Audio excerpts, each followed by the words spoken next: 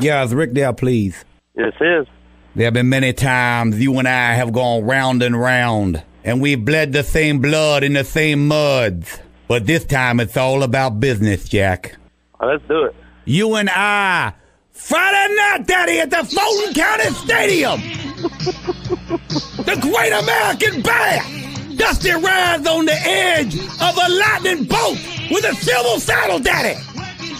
Now you come on down there with your limousine and your horsemen. Bring your A-game. Yeah, is Rick there, please? This is. It's time for you to meet your maker in the American Dream. Dusty Rhodes is up for the challenge. I think the American Dream's barking up the wrong tree. We'll see if your blood is as red as mine, Mr. Flares. We will find out indeed, sir. That's right, Friday night in Flint. You a yellow dog. You hung your phone up on me. May I take a message? Yes. Tell him this is Big Dust, the American Dream. Big Dust, the American Dream? Yes, ma'am. Are you a friend of his? More of a nemesis, I guess you could say. Are you Bob Klepak's friend? I do not know who this Klepak fella is. All I know is that the other night, when Rick hit me from behind, I saw where the line was drawn, and now... Friday night at Starcade! Myself!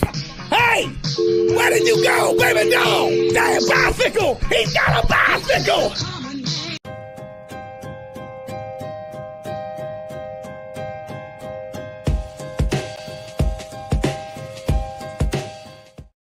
What is up, everybody? Rod J back in the house. Welcome in for this Thursday evening happy hour.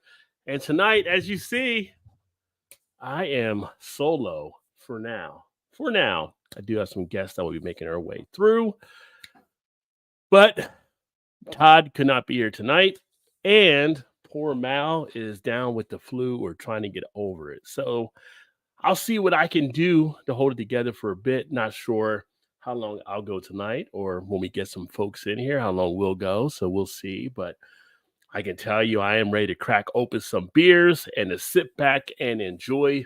It's been one of those crazy weeks. It seems like as we get closer to the end of the year, the crazier it gets, at least for me at work with a lot of stuff. It's just like all over the place, crazy. So I am ready to wrap up 2023 and start 2024. Hopefully in a great and better position, although I'm not in a bad position now. So good fortune in that regard. Shout out to all you in the chat. We got Vanessa in the house. Cheers, Vanessa. We got Bart in the house. Cheers, Bart. Bart, guess what I have for dinner tonight? A little bit of this, a little bit of that. Had a little shorty earlier. Got a little snickerdoodle for later. Decided to order some Wawa, and you can't get Wawa without getting some of the pretzels. You got to get some of the pretzel action there too. So good thing I'm working out twice a day now as I do my cardio, that I can actually sit back and enjoy the treats from Wawa, which is a favorite of mine back here on the East Coast. Of course, growing up in Jersey, that was a staple. Vanessa and Bart saying hello. Sewing leather lighter slip cases and a couple can holders. Oh, very nice. So that's coming along nicely there as Vanessa's doing some of the leather woodwork. If you haven't checked out Vanessa on Instagram, you can check her out at Vanessa M. Kitty. She does a lot of good stuff of sharing the different things she's creating. Great crafter, great builder, just does so many different things. And Bart said good evening to Vanessa. Always a fun stop. Yeah, you can't go wrong with a Wawa. I know people are saying you got to get to the Buc-ee's. That's the thing, I guess, down south. And then have not been to one of those yet. I've seen pictures of it. Those are like pretty freaking huge, like, I don't know, 80, 90 gas pumps there, whatever. They make them massive, but have not been to a Buc-ee. In the Northeast, you have the Wawa. In parts of the Midwest, you do get some of the Tim Hortons that come in from Canada in some spots. So, you know, it is what it is. But yeah, so I'm going to crack open a beer here in a second. I think I'm debating if I want to start with. Do I go with one that is a favorite, or do I go with something new that probably will be a favorite? I'll have to decide there. But checking some other stuff here. I was just looking at my phone because someone else said they may actually jump on as well. Very nice, very nice. So It is Thursday. It is the 14th, so a week out from next week's show, which next week will be the last show before Christmas. So I think we're going to do a Christmas themed beer show for that. At least that was the stuff we talked about last week. So probably have a variety of different Christmas beers. So if you have some favorite Christmas beers, make sure you scoop those up and we'll be able to talk about them as well. And if you're new here, make sure you subscribe to the channel by checking that out as well and hitting that red button down at the bottom to get you on board. What else do we got here? Bart says, I'm eating a Wawa hoagie. See, Wawa's in the air. Actually, I went with the shorty. I usually get the classic roll, which is a little bit bigger, but now as I'm maintaining and doing some different things, I mentioned working out, I just went with the shorty, which was a nice little thing. Back in the day, I would have thought a shorty wouldn't have covered me, but it's enough. You get enough out of it. So I had the shorty with some Hers. For those of you not on the East Coast, Hers potato chips are a popular brand. So I had some Hers jalapeno potato chips, which are always tasty. The only thing that would have been a good capper to that if I would have had some grape soda. I had some Coke Cherry Zero, which was fine. But getting a grape soda with the Italian hoagie and the jalapeno chips, that would have been the big one there. That would have finished off nicely. All right, let's go ahead and crack a beer open. I'm going to actually crack open one that is a favorite. I know it's a favorite for Vanessa as well.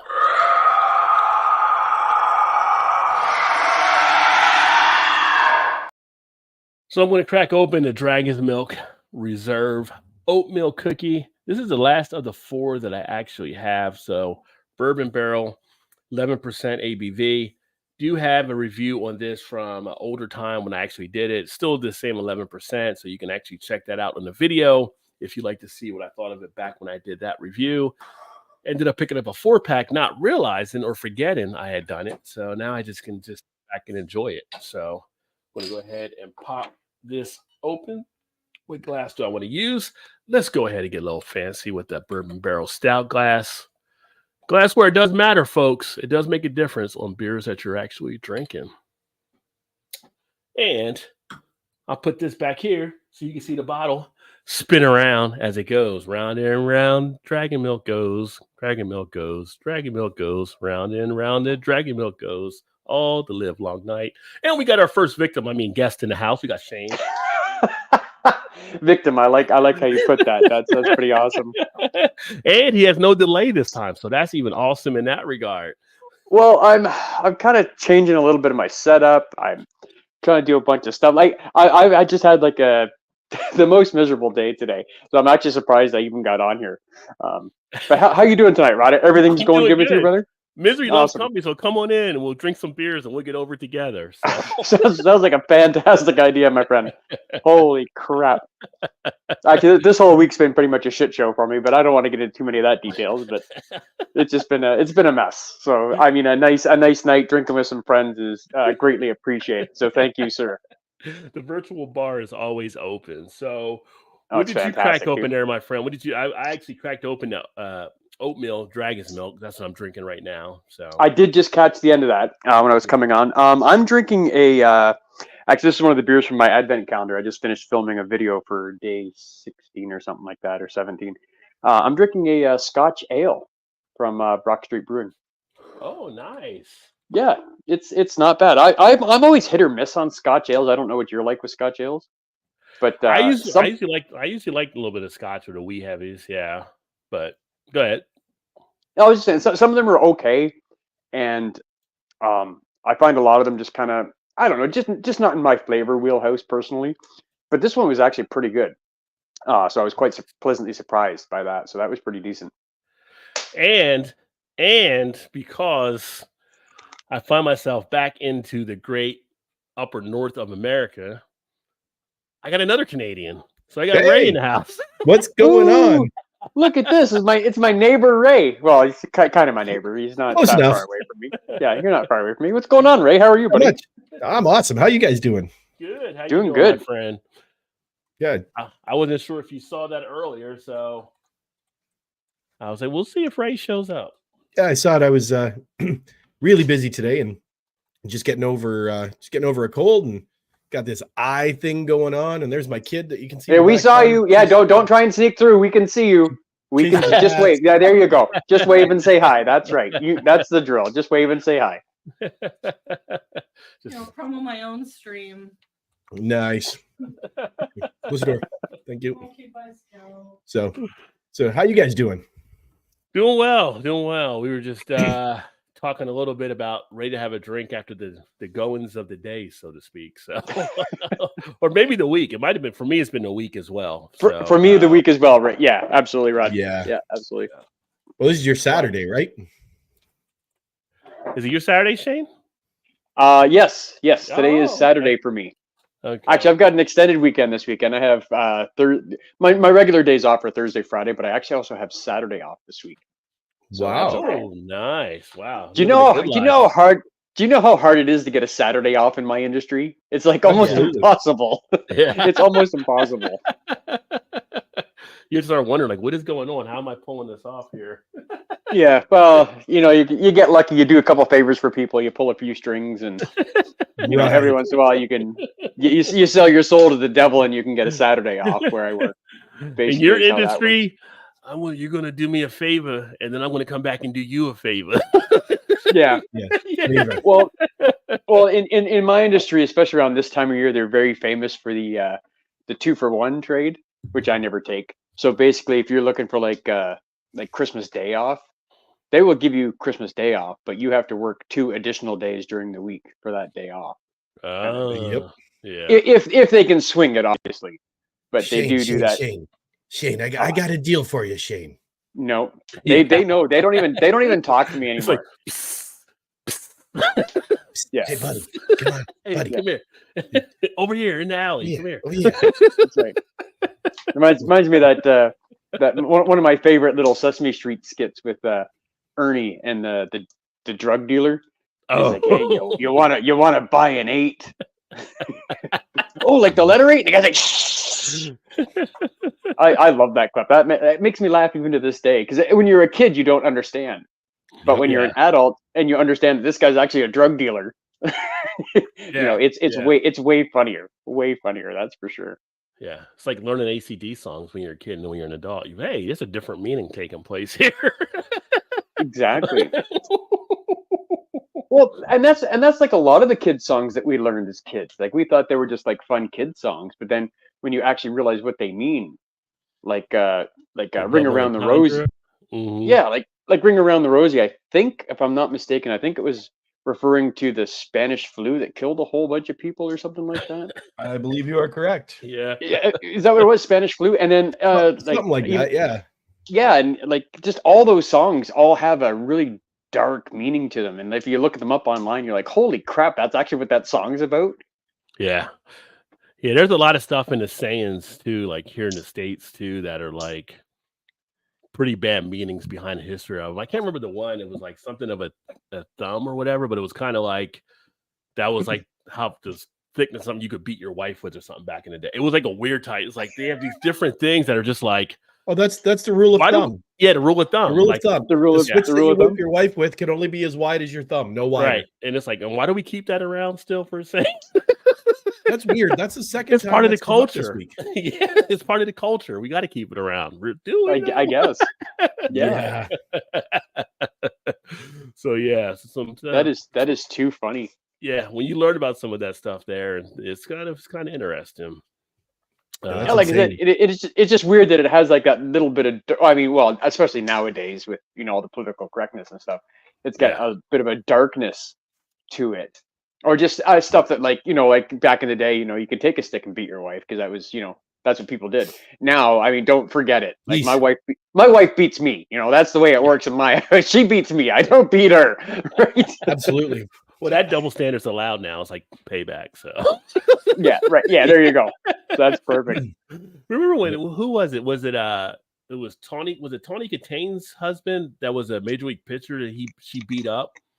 and he didn't like. They like, made fun of him because he tried to press charges. Like seriously, like the girl from the White Snake video beat you up, you would have pressed charges against him. And he was like, he ended up dropping or whatever. Like you couldn't go anywhere. You just, you got your ass beat by Tawny Katane, enjoy it, and go home. Well, That's yeah, right. exactly. There's guys that would pay for that. There are guys out there that would pay for that. As sad as that is, Yeah, he was a pitcher, I think, for the Angels. Yeah, but he, he got beat up by Tawny Katane and tried to report it like that and everything. And then everything that started coming in, he kind of just had to pull it out. He's just like, you're a major league pitcher and you're complaining about White Snake girl beating you up. Doesn't go over. Yeah, right. Yeah. But you see her late in life, she could probably throw a good punch. She's probably put some muscle in there now. Yeah. Oh, for sure. For sure. It's not the same as the bitch. She couldn't get on that hood of that car now. No. I don't know why that story even reminded me of this. There was a story a couple of years ago that I found quite interesting, and because it's like a little stigma, like when stuff like that happens, like a woman beats up a guy, especially if she's like much bigger and stronger than the guy is. But there was a story. There was a small guy. I think he was around my size ish, right? So not a big guy by any means. Huge. And apparently he went to court because he got huge. So this guy apparently went into this club one night, and there was these three, let's say plus size women, if that's politically correct, 3 plus size women, and they basically took him like, hey, we're gonna go out and party. You want to come with us? And I guess they had some like kind of cargo van kind of thing, and they like basically tied this guy up and like raped him. Whoa. And I'm like, dude, you just had sex with 3 girls. Like, who reports that shit? Yeah, you don't know what they did to him in that van, though. You don't know. Well, they basically just kind of tied him up, and they all take turns riding him. And they might have put him in they might have put a Twinkie somewhere it wasn't supposed to go. Yeah. No, that was never involved. No, it was nothing like that. It was just basically they just took turns riding him, and I'm like, wow, and you reported that, dude? I'm like, that's like a fucking great weekend at Bernie's right there, kind of thing. That's a good party time right there. I think by taking that through the courts, it gave him a little bit of legitimacy, though. Like, would you believe your buddy if he told you that and there was nothing to prove it?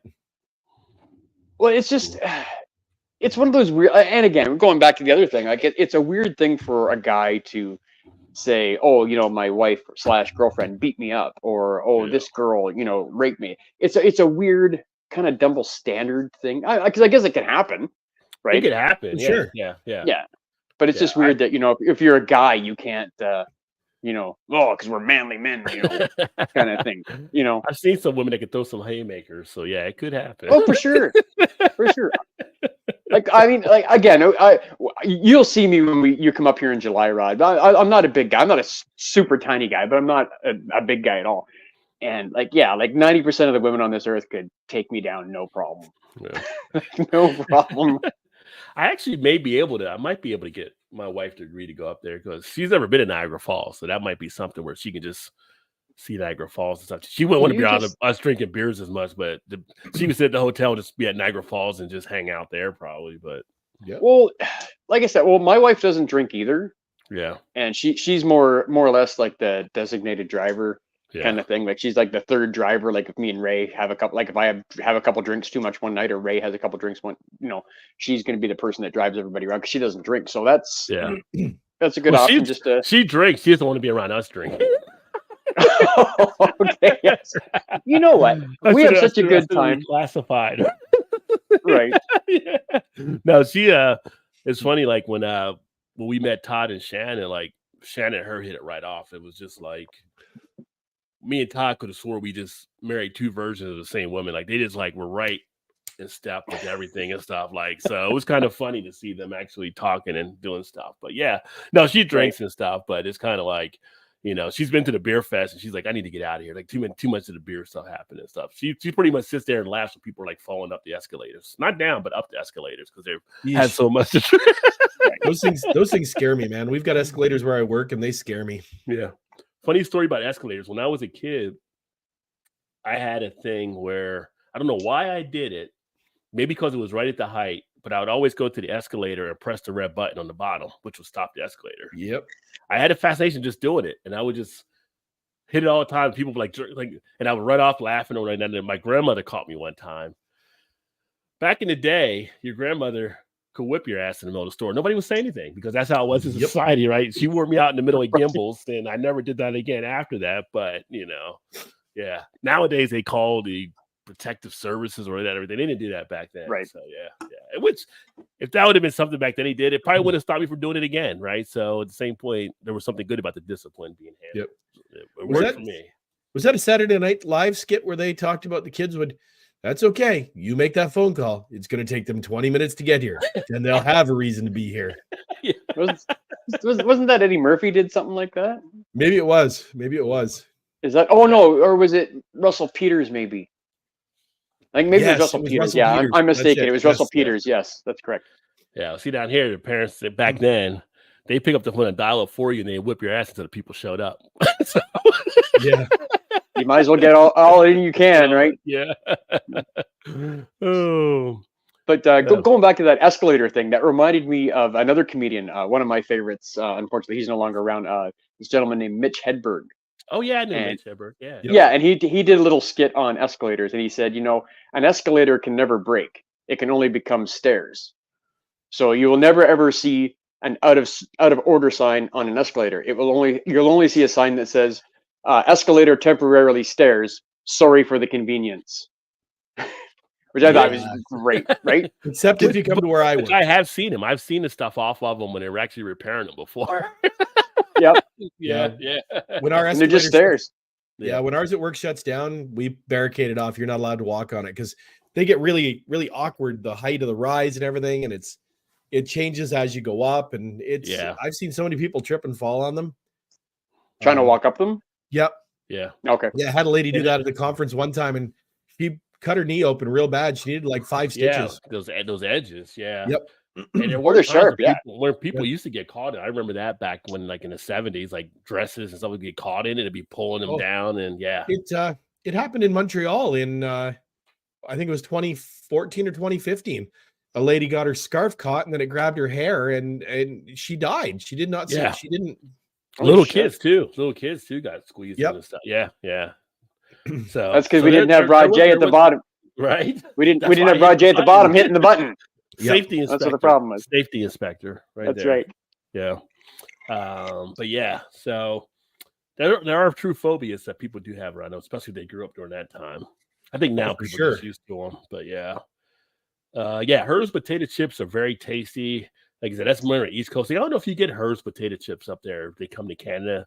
I know you guys get Ruffles and Lay's, but Hers is like an East Coast type potato I chip. don't think so. I don't remember those. I don't know. I've never seen them either, I don't think. How you doing, Vanessa? Good to see you.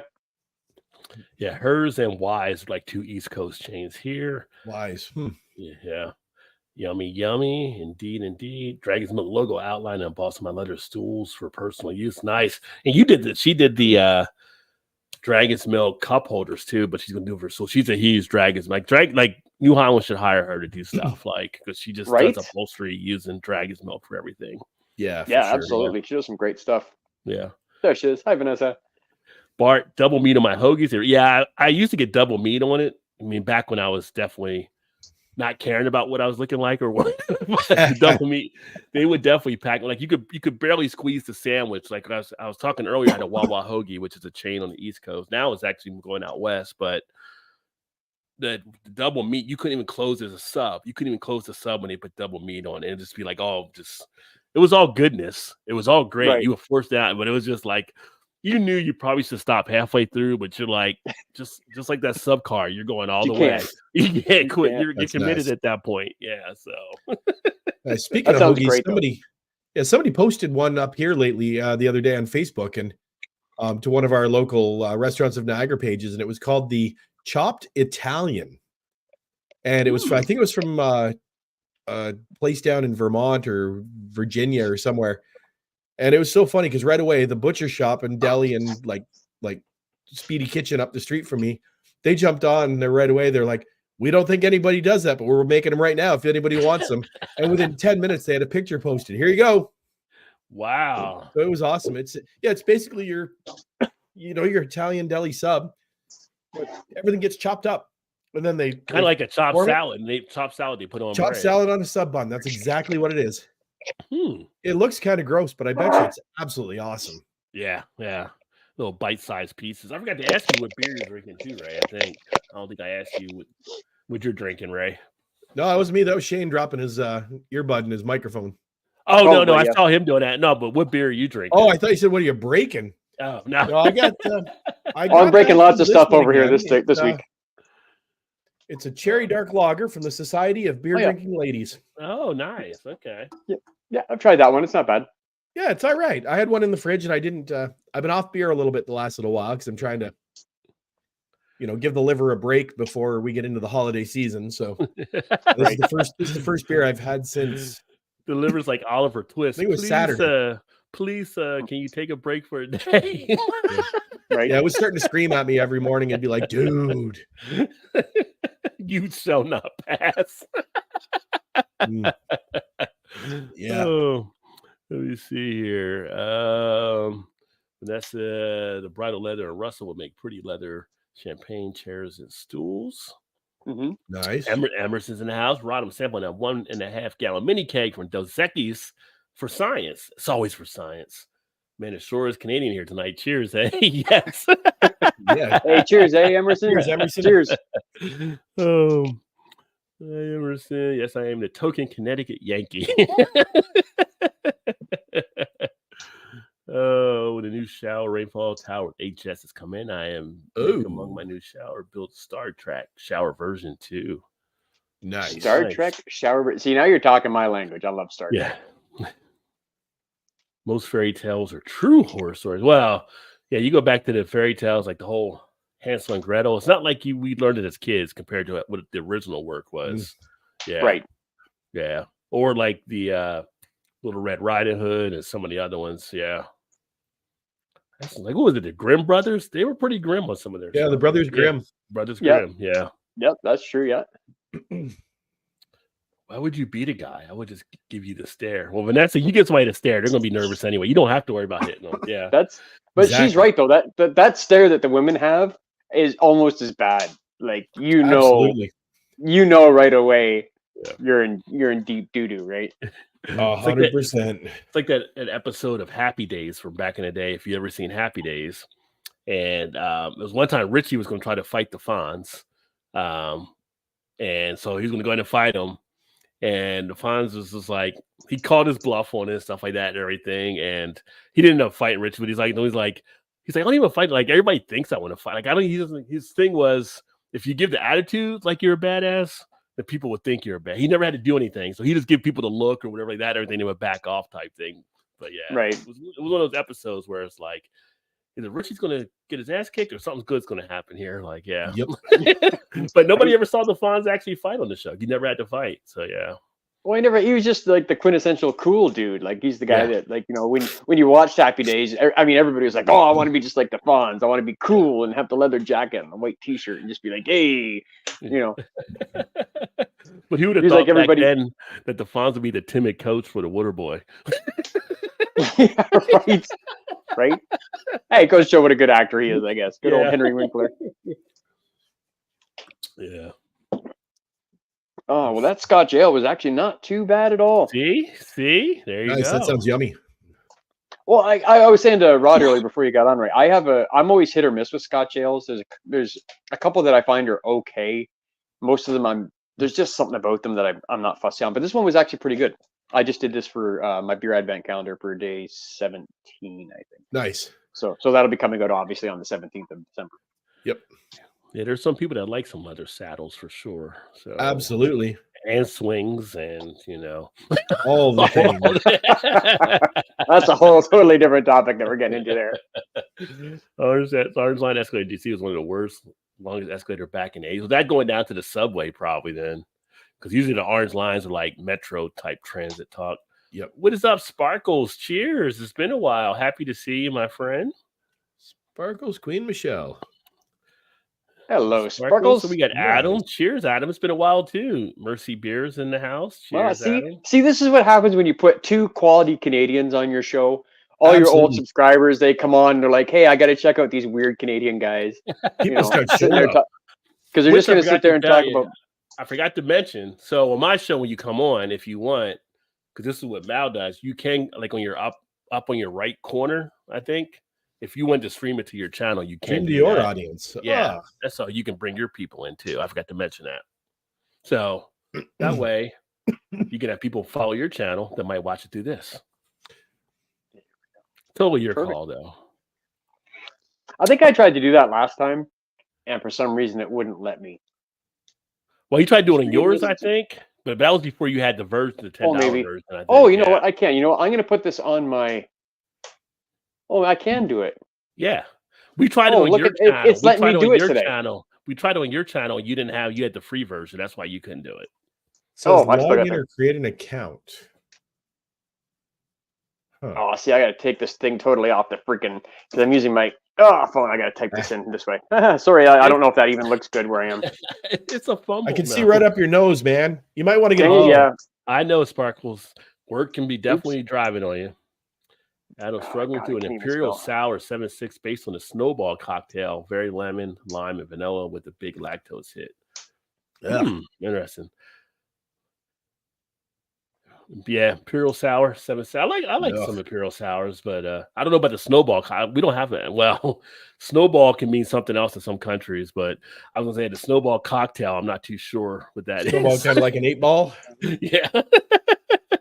Okay, I think I got that set up. I don't know Snowball if that's sorry guys. Snowball here has a bad porn reference to it. So I think I have that streaming to my live channel now. I don't know. You do. Let's see here. Yeah, you do. I see it up there. Yeah. Perfect. Yep. All right. Perfect. You didn't do it in yours, Ray, right? No, I didn't do it yet. No. Okay. Yeah, then it's yours, Shane. Yeah. Yeah. Okay. Perfect. Yeah. No, that's fine. Well, happy birthday to Amari. Yeah, congrats to Amari. Turned 10. Very nice. Oh, hey, happy birthday. Tell him we all said happy birthday, and we're all giving him a nice little cheers. There you go. Birthday boy in the house. So I'm going to get into beer here in a second. But I was thinking the same thing. I did stay up on the comments. She says, I will, of course. Yes, I don't have a happy birthday thing on my effects, but we'll give him a little applause for his 10-year birthday. Sure. 5 or 6 years away from driving a car, 11 years from taking his first beer legally. Yeah, legally. That's right. I'm glad you added that in. It's funny. I just realized I just had the notification pop up that I'm streaming live on my live channel, and it says drinks with Rod J.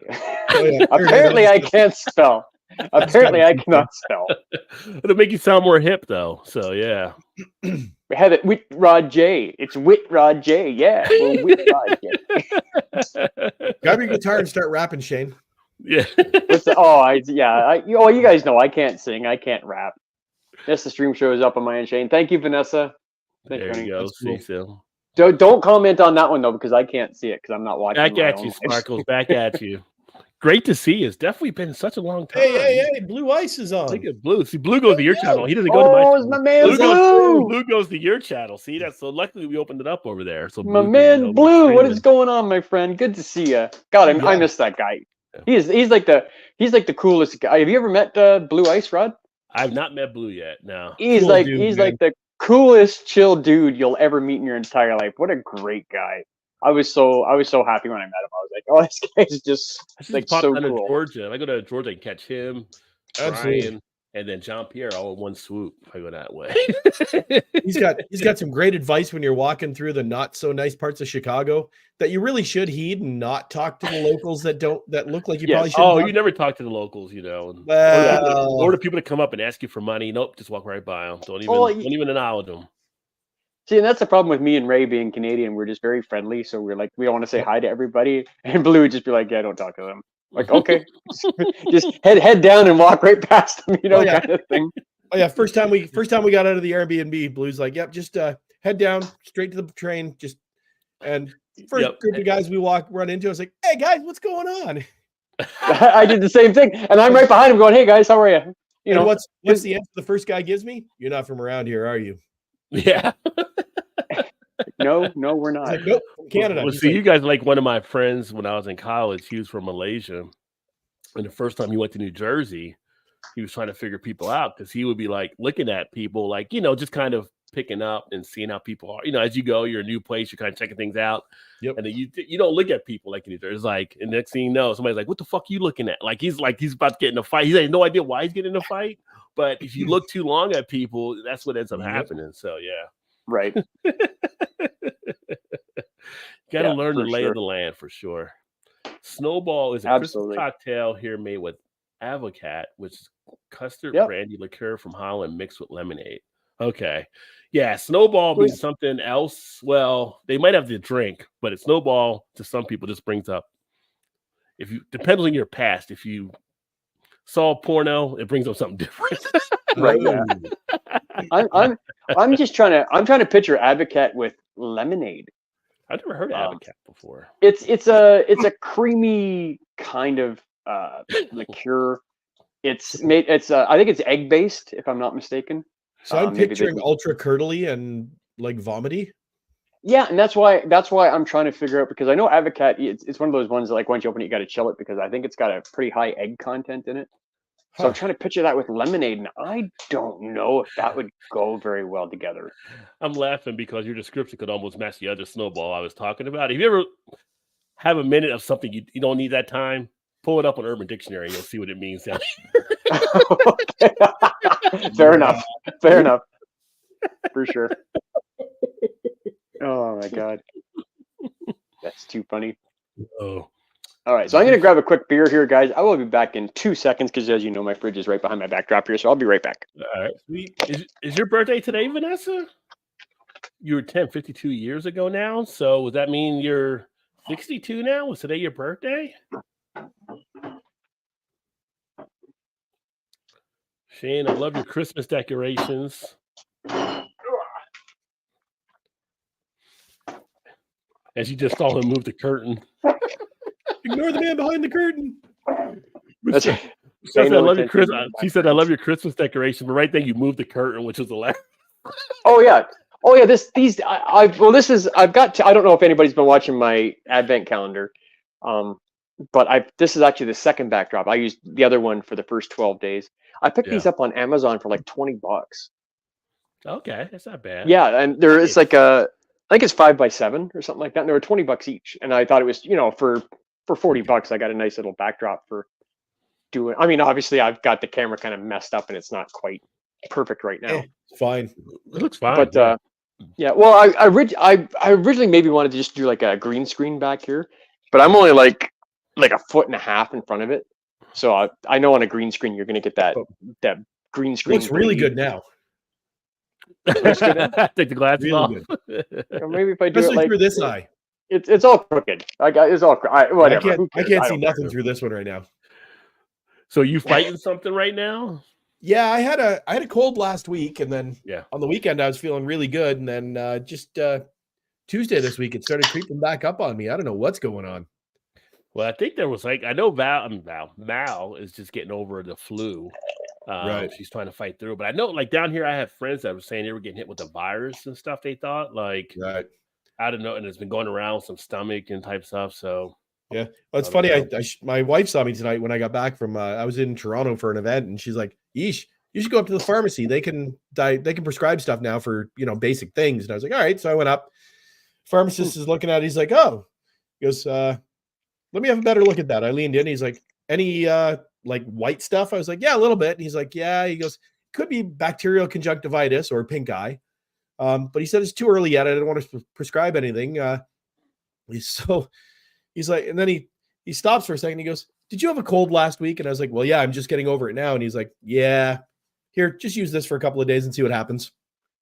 So obviously he's very familiar with whatever I'm fighting right now. So, well, it's kind of cool that your pharmacies can prescribe like that and not have to go to the doctor. Yeah, very basic things now they can do. It's just new this year. So, yeah. I've noticed that at my pharmacy too. Like if it's like cough, cold, just simple things, the pharmacy can prescribe it, which is cool because it saves you from going to the doctor if it's something simple. Rather than so having many to people wait. There's so many people without family doctors right now down up here. It's crazy. Oh, dude, I literally just got a family doctor last year, and it took me a long time to find one. Yep. And I have to go to Grimsby. That's where my doctor is. Yep. So, because like in my local area, like Niagara Falls, St. Catharines, the major cities around me, I couldn't find a doctor. I had to go. I mean, Grimsby is only like what, half-hour drive down the highway, but still, I had to go out of town to find a doctor. It was crazy. So is it like up there, like you guys are undermanaged, whatever? Like there's not enough doctor care, you think, or there's not that? Yeah, absolutely. Yeah, it's really hard. Like if you don't have a family doctor, it's hard to find one.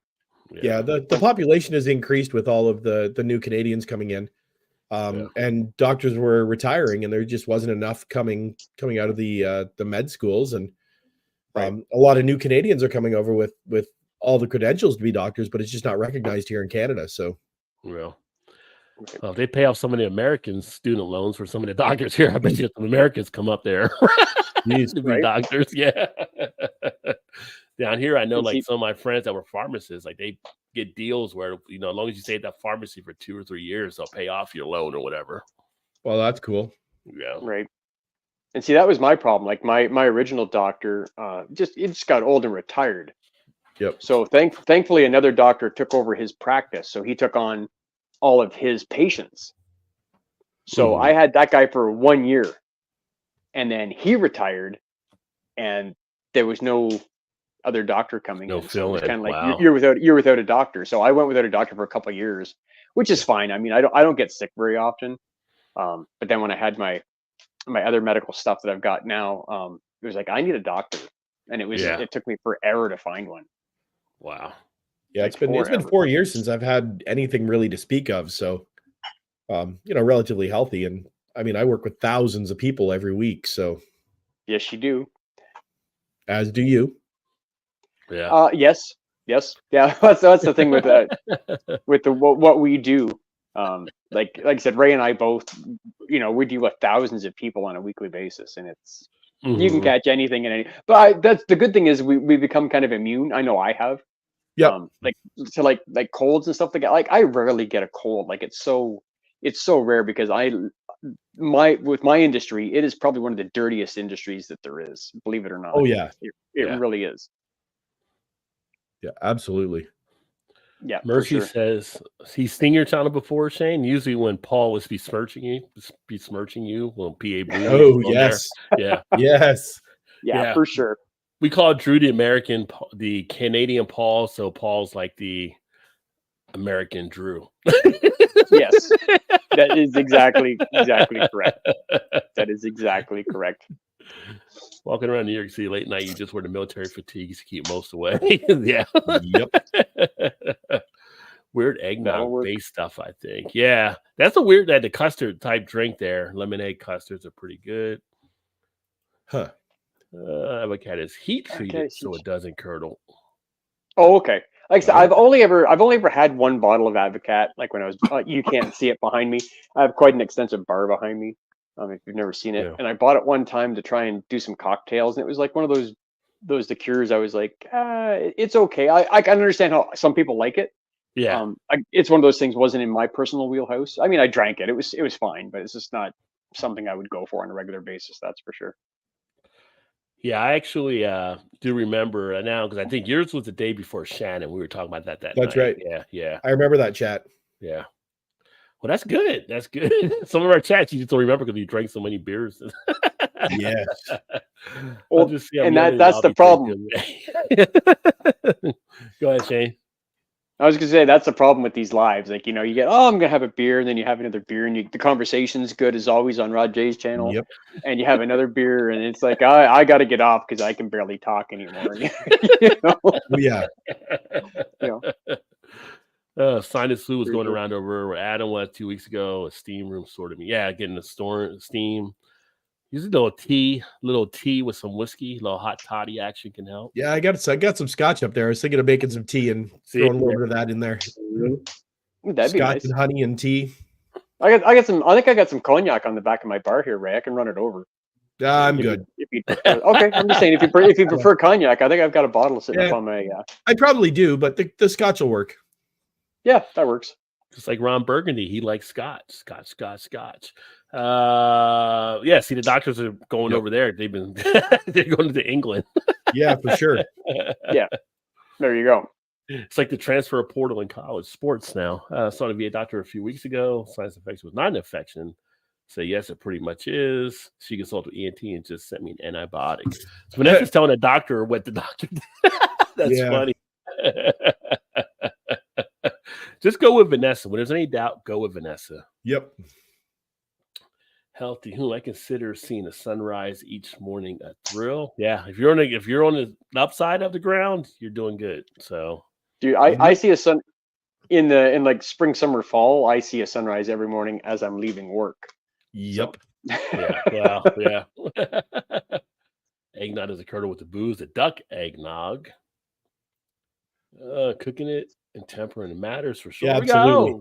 Yeah. Paul, he thinks I'm Rob again. So just saying, cheer, Rob and gents. Got to bust Paul's balls on that one there. You always got to bust Paul's balls. How many years do you have Rob in there? Come on, man.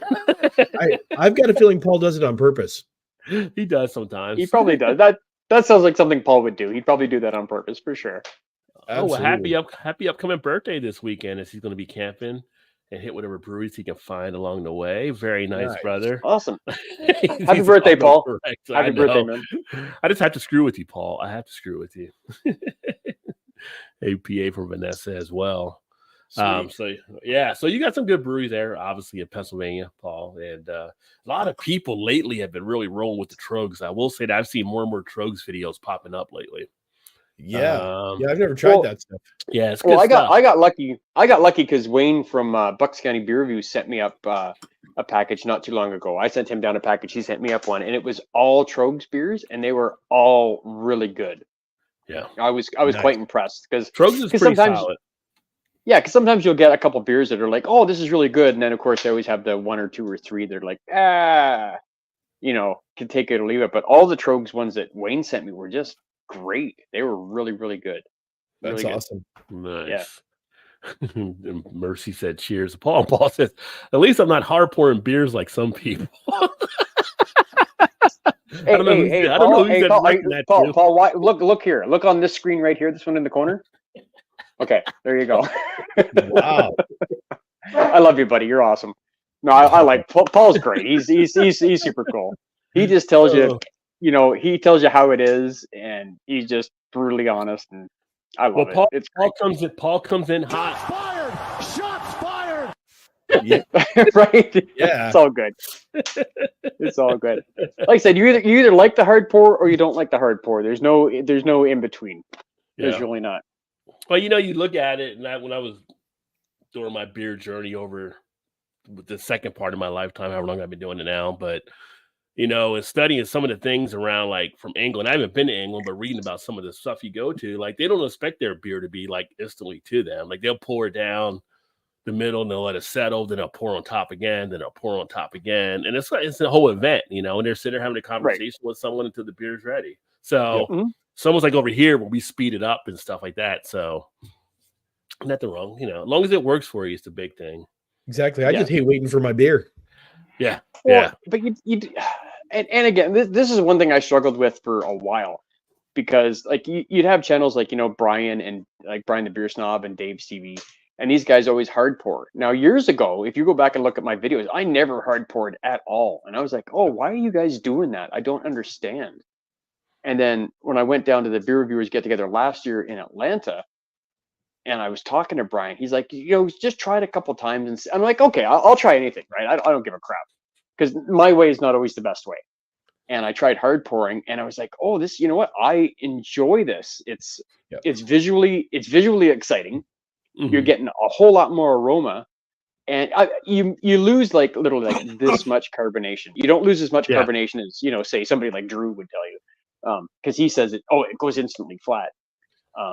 Mind you, he's been hard pouring lately. Have you guys noticed that on his channel? Yes, he's been hard pouring a lot, not just stouts. He's been hard pouring a lot of stuff, and he's like, when I took Brian there last weekend or 2 weeks ago, he was like, yeah, he goes, I'm starting to come around. You guys are starting to come around, because he realizes it's not as bad. I find with the hard pour, I don't feel nearly as bloated as I drink. You won't because I think that little tiny bit of carbonation that you lose, I think it's a big thing. Well, you release the gases and stuff when you do it. Now, the problem is because there's some you can pour right down the middle. It's one school of thought, right? Another school of thought, is you pour, like I usually will pour 45 until almost halfway, and then I pour down the middle. That's how you're supposed to do it if you're doing it that way, so you still release the gases. Yeah, the wrong school of thought that you see in a lot of even breweries or bars and stuff, they'll 45 degree until it's like this much left of the glass. They don't try to straighten it out. That's the wrong way to do it. They're going too far when they're doing it. Absolutely. So it's in the education of how you're actually supposed to do that. So absolutely, yeah. Like I said, everybody's got their own way. Everybody's got their own preference. Like I said, I hard pour now, and half of that is because I enjoy the way it looks. I enjoy the way the aroma, and the aroma is, I think, like 70% of your taste. Yeah, if it's something like that anyway. Aroma has a lot to do with the taste. Half of it, and some of it is just for, like my stomach issues, because less carbonation is better for me. Better for not that I like a flat beer by any means at all, but it just takes out those little extra gases. So for me, that's what I prefer. But like I said, just the visual, that cascade of the bubbles disappearing, especially in a dark beer. If you get a Guinness, like I'm not a big fan of Guinness. Everybody knows that, because there's way better stouts out there than Guinness, as far as I'm concerned. But you can't buy a better cascade than a Guinness, though. The way that cascade comes up is just absolutely gorgeous, and I can sit there and watch that all day. It is so nice. Well, we get some here, Mike, because like when I did I had the left hand head brewer on a few weeks ago. Their nitros in America, they've become like the American nitro brewery. So you get a lot of that out of their stuff there now too. That they've kind of been able to do that. So you get some of the spot, but Guinness is the one that most people are accustomed to, because they did create that initial widget and stuff. So I don't think you're ever going wrong with the nitro. I like the nitro feel and stuff. Some people with the carbonation, because it gives them that cream feel when you have that nitro. I'm good with it. So it's all about your preference. Blake's in the house. Cheers, Blake. What is up, homie? Blake, cheers. Hardport nitro stout. That's right. Hardport straight down. One nitro. You should hard pour all your stouts, as far as I'm concerned. Which, if you guys like Belgian white, I will say definitely to check out their Belgian white ale. And I'm seeing more people actually look at it now. But I had a can when they sent it to me, that candy cane nitro stout. Now I know, Shane, because I was going to ask you about your thing, because I know I saw the peppermint stout, how you kind of brace yourself for it. But if you like the taste of a candy cane, this left hand nitro stout they did is like perfect, like it's a candy cane type beer. So nice. Right. So what was the affinity there with the peppermint? Like, you're just not a huge fan of peppermint, I know, but it's just the peppermint flavor itself. Like I said, I try to be as fair as I can with the beers I review. I'm not a big peppermint fan, but the peppermint stout was actually pretty decent. There wasn't a whole lot of peppermint, but there was just enough in there to let you know that, hey, there's peppermint in here. But if they took the peppermint out of that beer, I would have preferred it more. It was a good stout. Just that peppermint flavor in it kind of threw me off a bit. And I think TK had mentioned something on my video about he likes peppermint, and was our Shea, I think, as a brewery, and he said they make a good peppermint stout.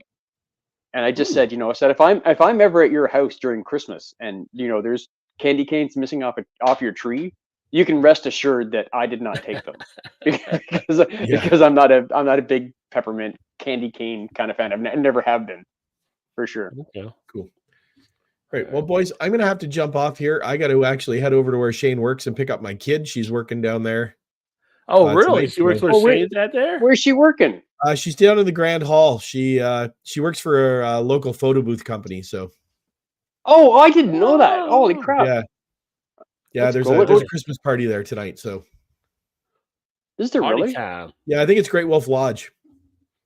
Oh, okay. Ohio? Or you have one up there? Obviously. We have one up here. Yeah. Because they're in Ohio. I'm just used to the one in Ohio, and everybody says Great Wolf Lodge. Yeah, we have a Great Wolf up here too. Yeah. Yeah. Nice. Yeah. So I'm gonna have to dodge out so I can go pick her up, and for sure, I'll catch up with you guys next week. Always great to have you on, my friend. All right. Thank you so much. I appreciate the invite. Make sure y'all check out the Alkanuts. All right. Adios, amigos. Cheers. Cheers, Ray. We'll hook up soon for that creme brulee review. Absolutely. Sounds great to me. All right. Cheers, buddy. Speaking of which, for those of you watching, give me 1 second here. I'm going to see if this actually works to pay the bills for a little bit.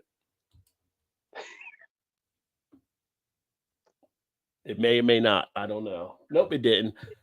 They gave me a button here to try to do something. I wanted to see if it actually worked, where you could actually click the button and it'll pop up an ad. I'm like, I thought I heard something. But it didn't. Oh, so you can actually force an ad on your live channel? Yeah, that's what it's supposed to do, but it didn't do it. But I was just curious if it would anyway, so I had to try it at some point. So, oh, you might as well. I mean, if it's going to get you a couple cents, whatever. Yeah. What the hell, right? But every couple cents helps. That's for sure. Well, any sense helps me. Yeah, really, right. Well, and that's what I tell people. I'm like, pretty much everybody knows where I work, but I can't afford to go and play where I work. I mean, not that I'm allowed to, but even if I was allowed to, I can't afford to go play where I work. For the love of God. That's like, because you have to go to a different one, right? Because I know people down here in the States, they can't go to one they work at. They have to go to a separate location if they want to play.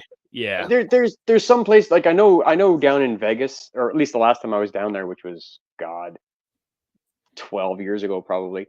I know some of the casinos, like if the employees can still play in the casino, like off shift kind of thing, but they're really strict. Like you have to be on your best behavior because you're still, even though you're a customer, you're still representing the company, right? Because people will recognize you, like, oh, hey, this guy just dealt to me like an hour ago, and here he is playing, poker or blackjack or whatever the hell it happens to be. Yeah, for sure. Yeah, that makes sense for sure. Yeah.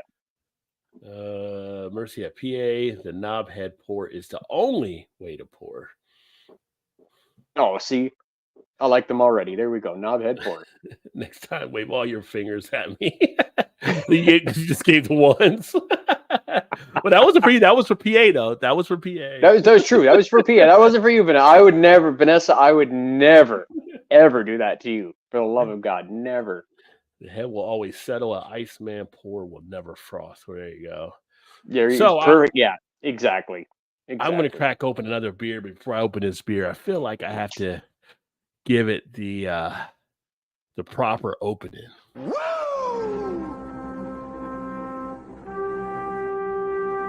Oh, there we go.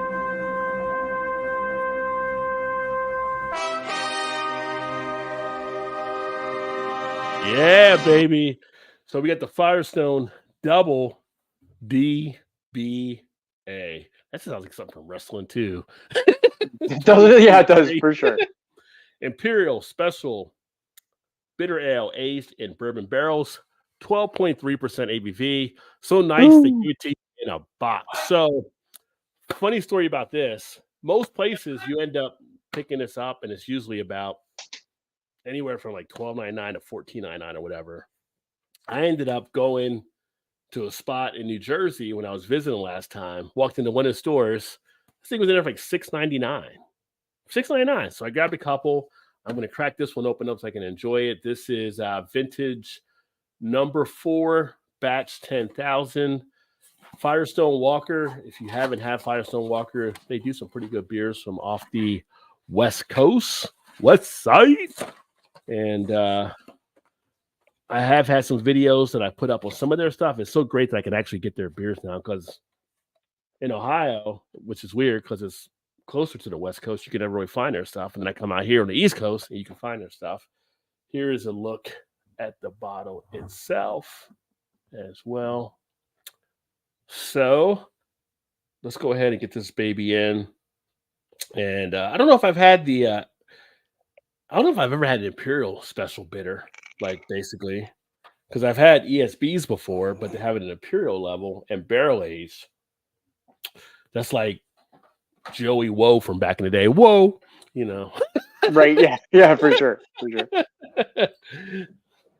Now, did you say that was batch 10,000? Yeah, batch 10,000. Wow. And I was trying to see on here if it had the number or anything else on it. No, this number 4 is the only thing it said on there. Imperial Special Bitter Ale aged in bourbon barrels. Doesn't say what bourbon or anything like that. But Firestone Walker is pretty solid. We'll slide the dragon milk off. We'll put that on. And here's a look from the pour. It's got a deep, dark, brownish, red brownish color, actually. Because when I back it up and get the light on, it's like a reddish brown. Head came out about a finger. Now it's about just under half a finger.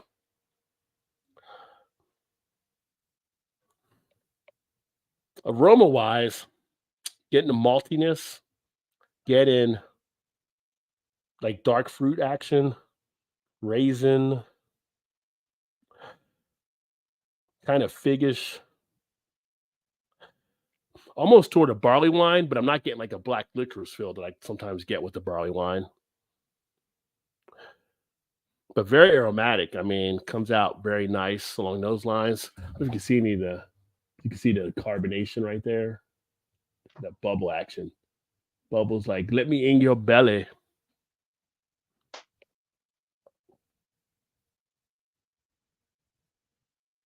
Oh, that is smooth. That is like velvety smooth. That's like Elvis on a velvet painting smooth. That's how smooth that is. That's, Nice. Oh, and it has like a smacking of a toffee caramel mix on the back end that just hits you in the back of the lips. This is really good. That sounds really good for sure. For $6.99 a bottle, that's some good shit. That's some good shit right there. That's not bad. And the flavors just lingering. It's definitely got, you get sense that it's probably got more alcohol in it, but you don't really get the booziness coming through. It's just so smooth in how it goes down.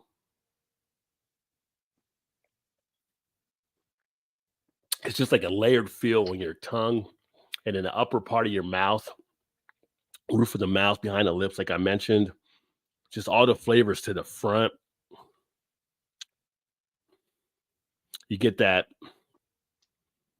dark fruit type feel in the mouth as well. Oh, this is really good. This I almost want to say it's almost like, I'm trying to think of the right word, but almost like a hickory type sensation. Oh, okay. Yeah, this is if you see this out there, I'm just usually, like I said, $12.99 a bottle. It's definitely a good buy. Is it $12.99 good? I mean, I got other ones at that from the other Firestone Walker stuff. So if you're getting Parabola and some of the other stuff, you're paying that anyway. This is right as far as being a nice one to check out. Almost has a little bit of a tilt towards a strong ale, but a lot smoother than a strong ale. Some strong ales can hit you with like kind of a roughness to them. This one doesn't hit you with that. This is just silky smooth. I mean, this is, if you put like a Marvin Gaye, let's get it on into a beer, this is kind of what you come up with in that, like that feel, just like, let's get it on. Like that's just singing all through this beer right now. And it's like, sit back, put your feet up, get in the lazy boy and just enjoy. Nice. That sounds great. I like the sounds of that one. Yeah, I have a review that I'll do on it upcoming on another bottle that I have. But oh man, this is one you want to sit down and you want to take your time with too. It also has a little bit of that candied feel in there. And I mentioned on some of the other reviews, it doesn't go full like toffee or butterscotch, because it makes me think kind of like the old Werther's candies, kind of along those lines. And for me, when I think of Werther's, you might be the same way, Shane, as well, because we're the same age basically. And I don't know up there if like your grandfather or grandparent, like they would give you like the Werther's type candy, like you'd have the candy dish there or whatever like that. Yeah, and of course.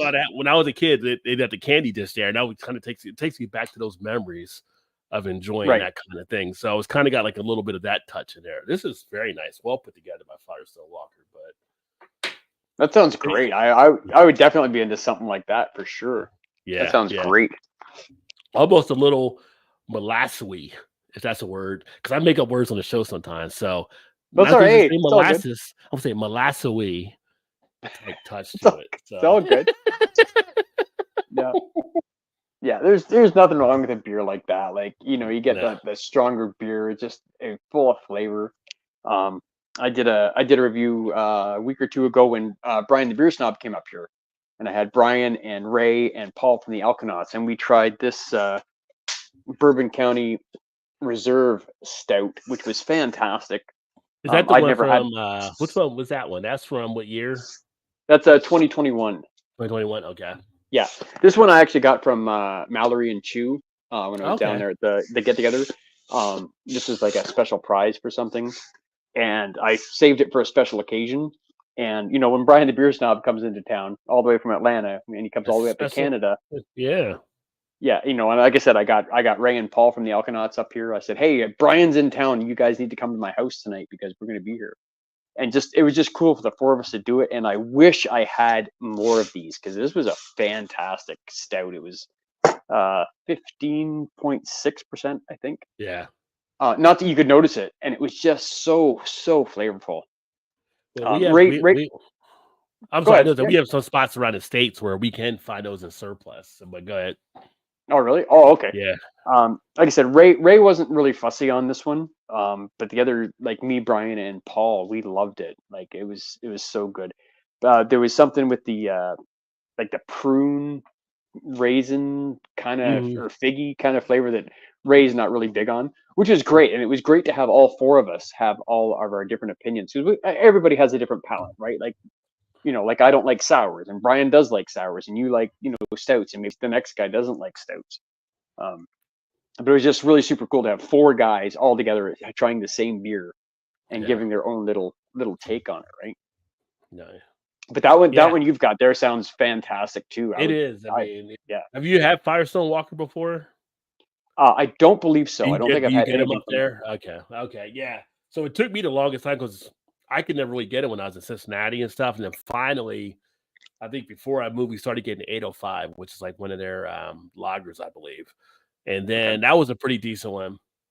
And then I get out here and it's like distribution is so screwed up and how you do it. It's like, wait a minute, I can get Firestone Walker out here now. I couldn't get that before. It's just like this is weird how the channels actually run, right? So I'm able to get all different type of stuff from them. And then when I go to Jersey, I see their stuff. And I see like Bourbon County, like a couple of the Bourbon counties I've got, they were just sitting on the shelf in New Jersey because they have so many other beer stuff that like people weren't buying it. And they're like, I'm not going to buy that. That's like $13.99 a bottle, or this is $20. Like up there, like this is good stuff. How do you not sell this stuff? There's a reason. There's a reason it's $20 a bottle. Because it's good, right? And I think I think that happens to a lot of beer people, especially guys who are maybe just starting into craft beer or don't drink craft beer at all. They'll see this. I don't know how much this was. I've been told like $15 or $25. I honestly don't know how much this bottle was, but they'll see that and they're like, why would I pay $15 for a bottle of beer when I can get one for $1.50 or whatever the hell whatever it is a regular drinking beer is. But there's a reason it costs that much more, dude. Just pick one up. Pick one up.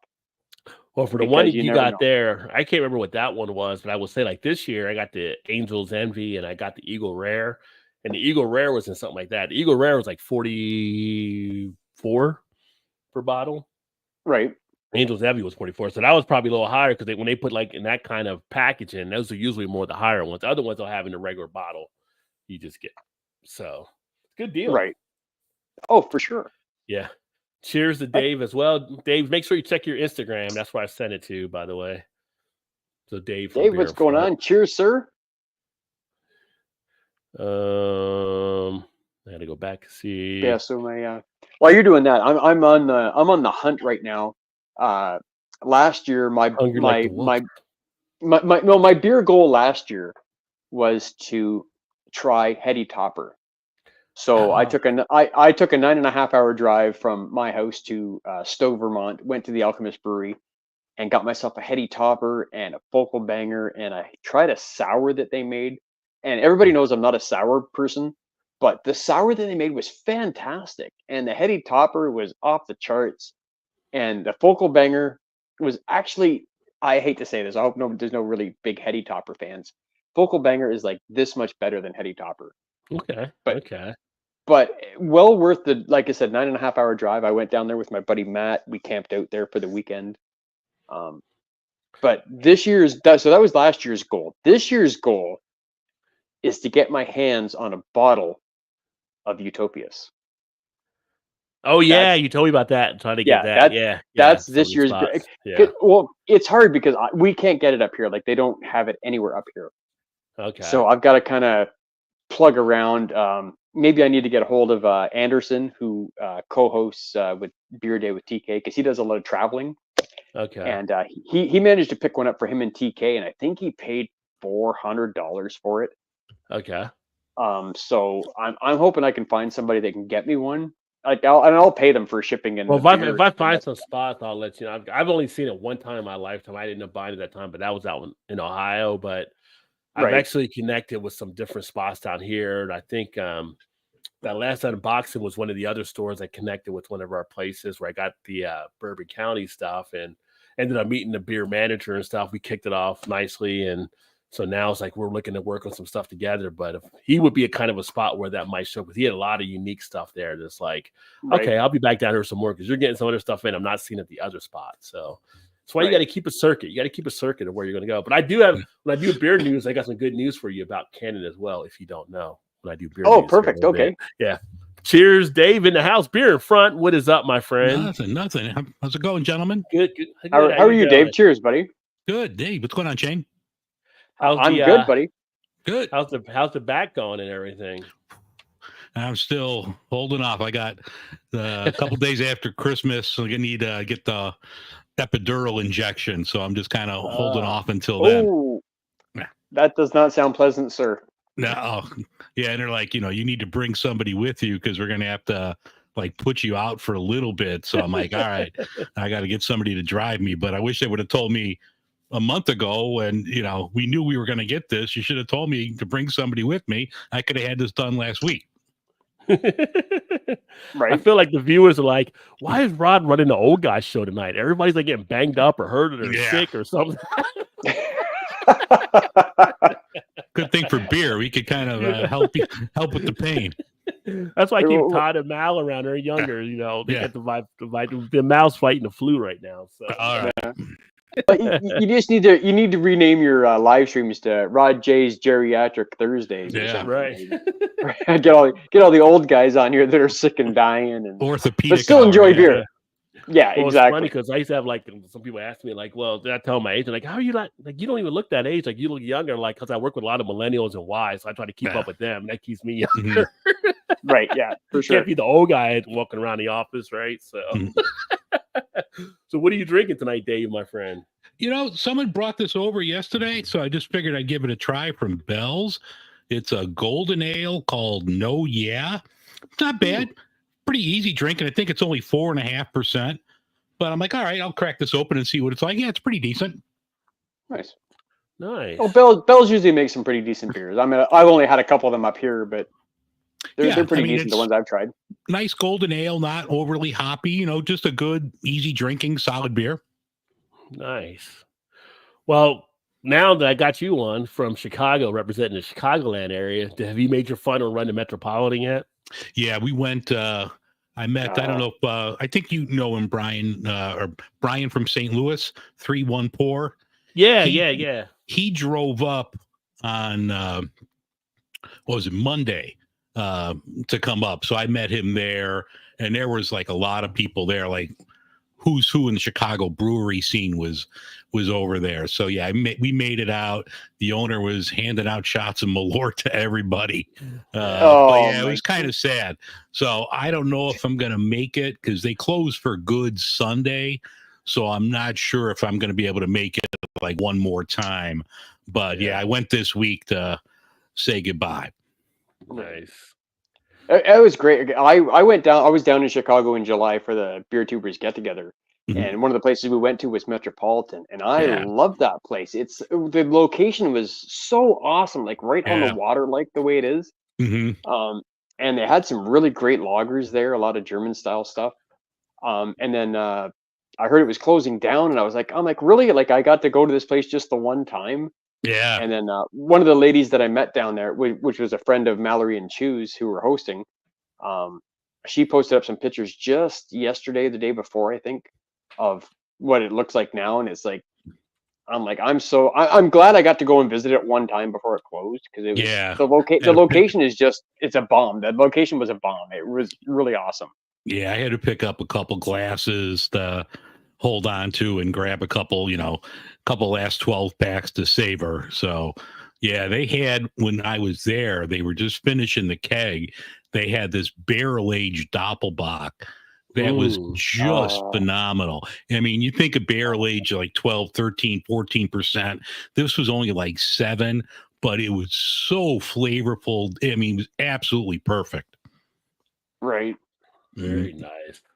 Like I said, I like their beers there. They were all solid beers. I mean, I'm not a huge lager / pilsner guy, but the ones that I did try, which is probably like 4 or 5 different ones, were all solid beers. Oh yeah. Again, the location was just, I loved it. The location was so awesome. I loved it.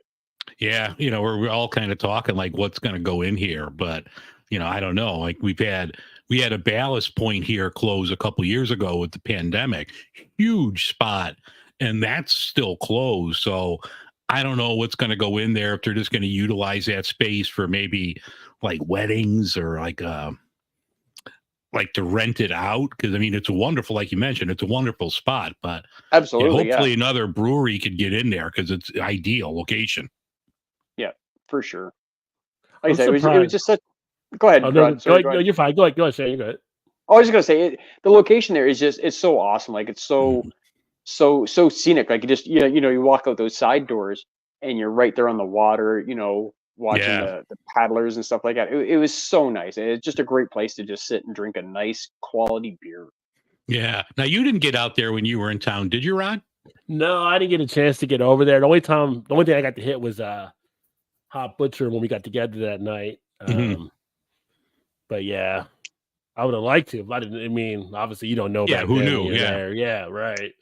But it's always sad. One of the things we talked about it last week on the show, some of the different closings and things that were taking place across the board that we're seeing. It's funny.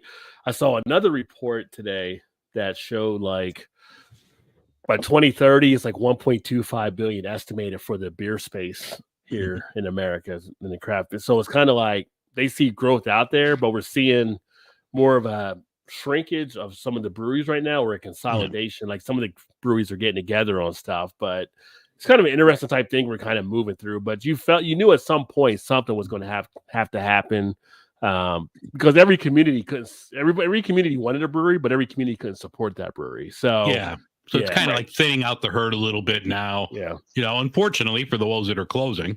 Yeah, but some are being absorbed by others, which is great.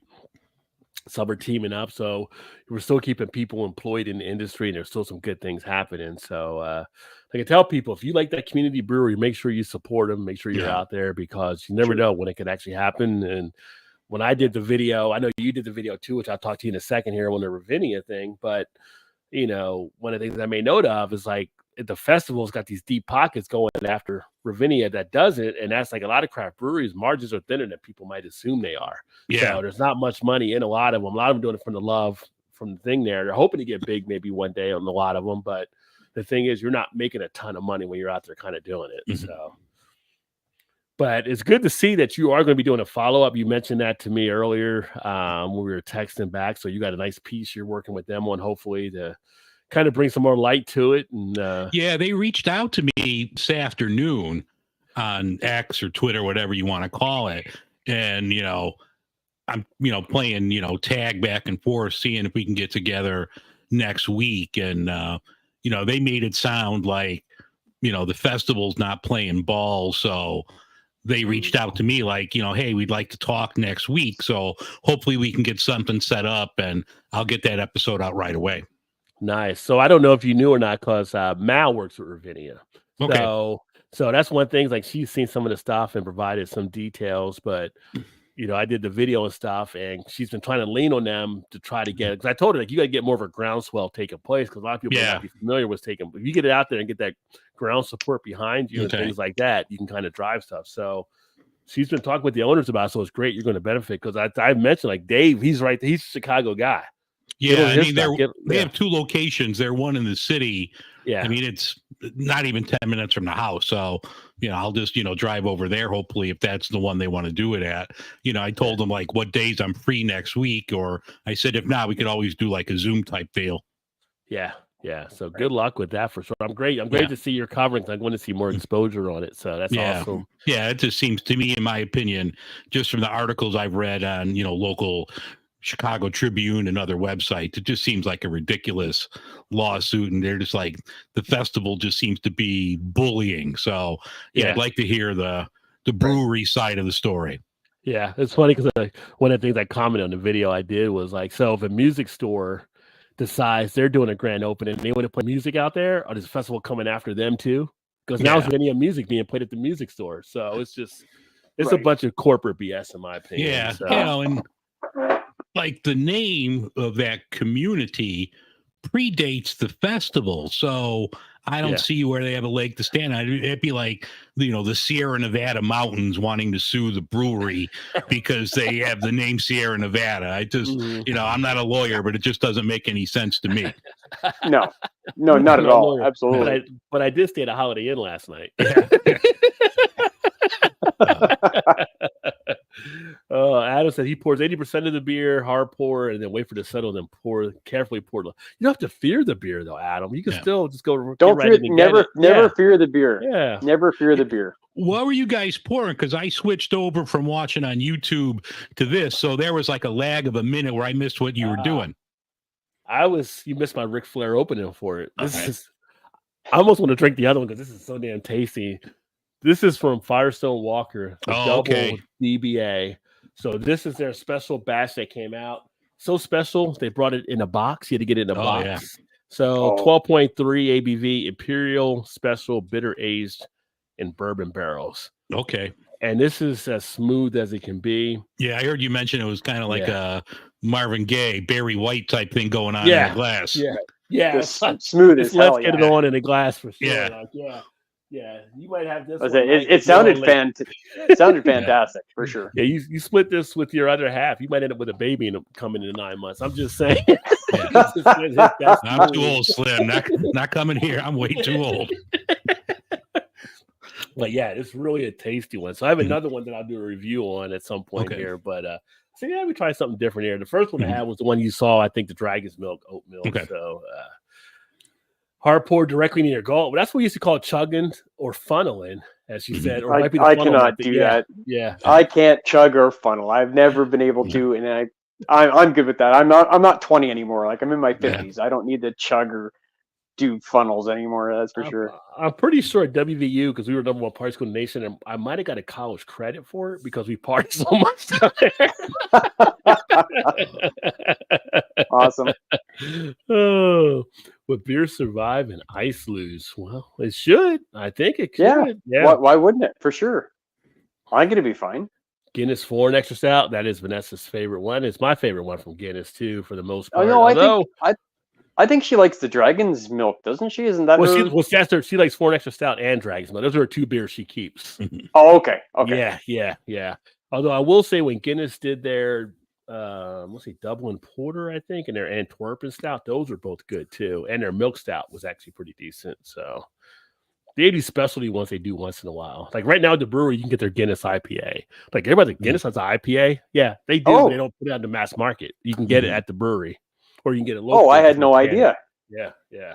Now, were you able to get like the holidays the last couple of years here? They had like a gingerbread stout, and I think they had one that was like a takeoff of the old fashioned drink. Were those available by you? Because the gingerbread was pretty decent.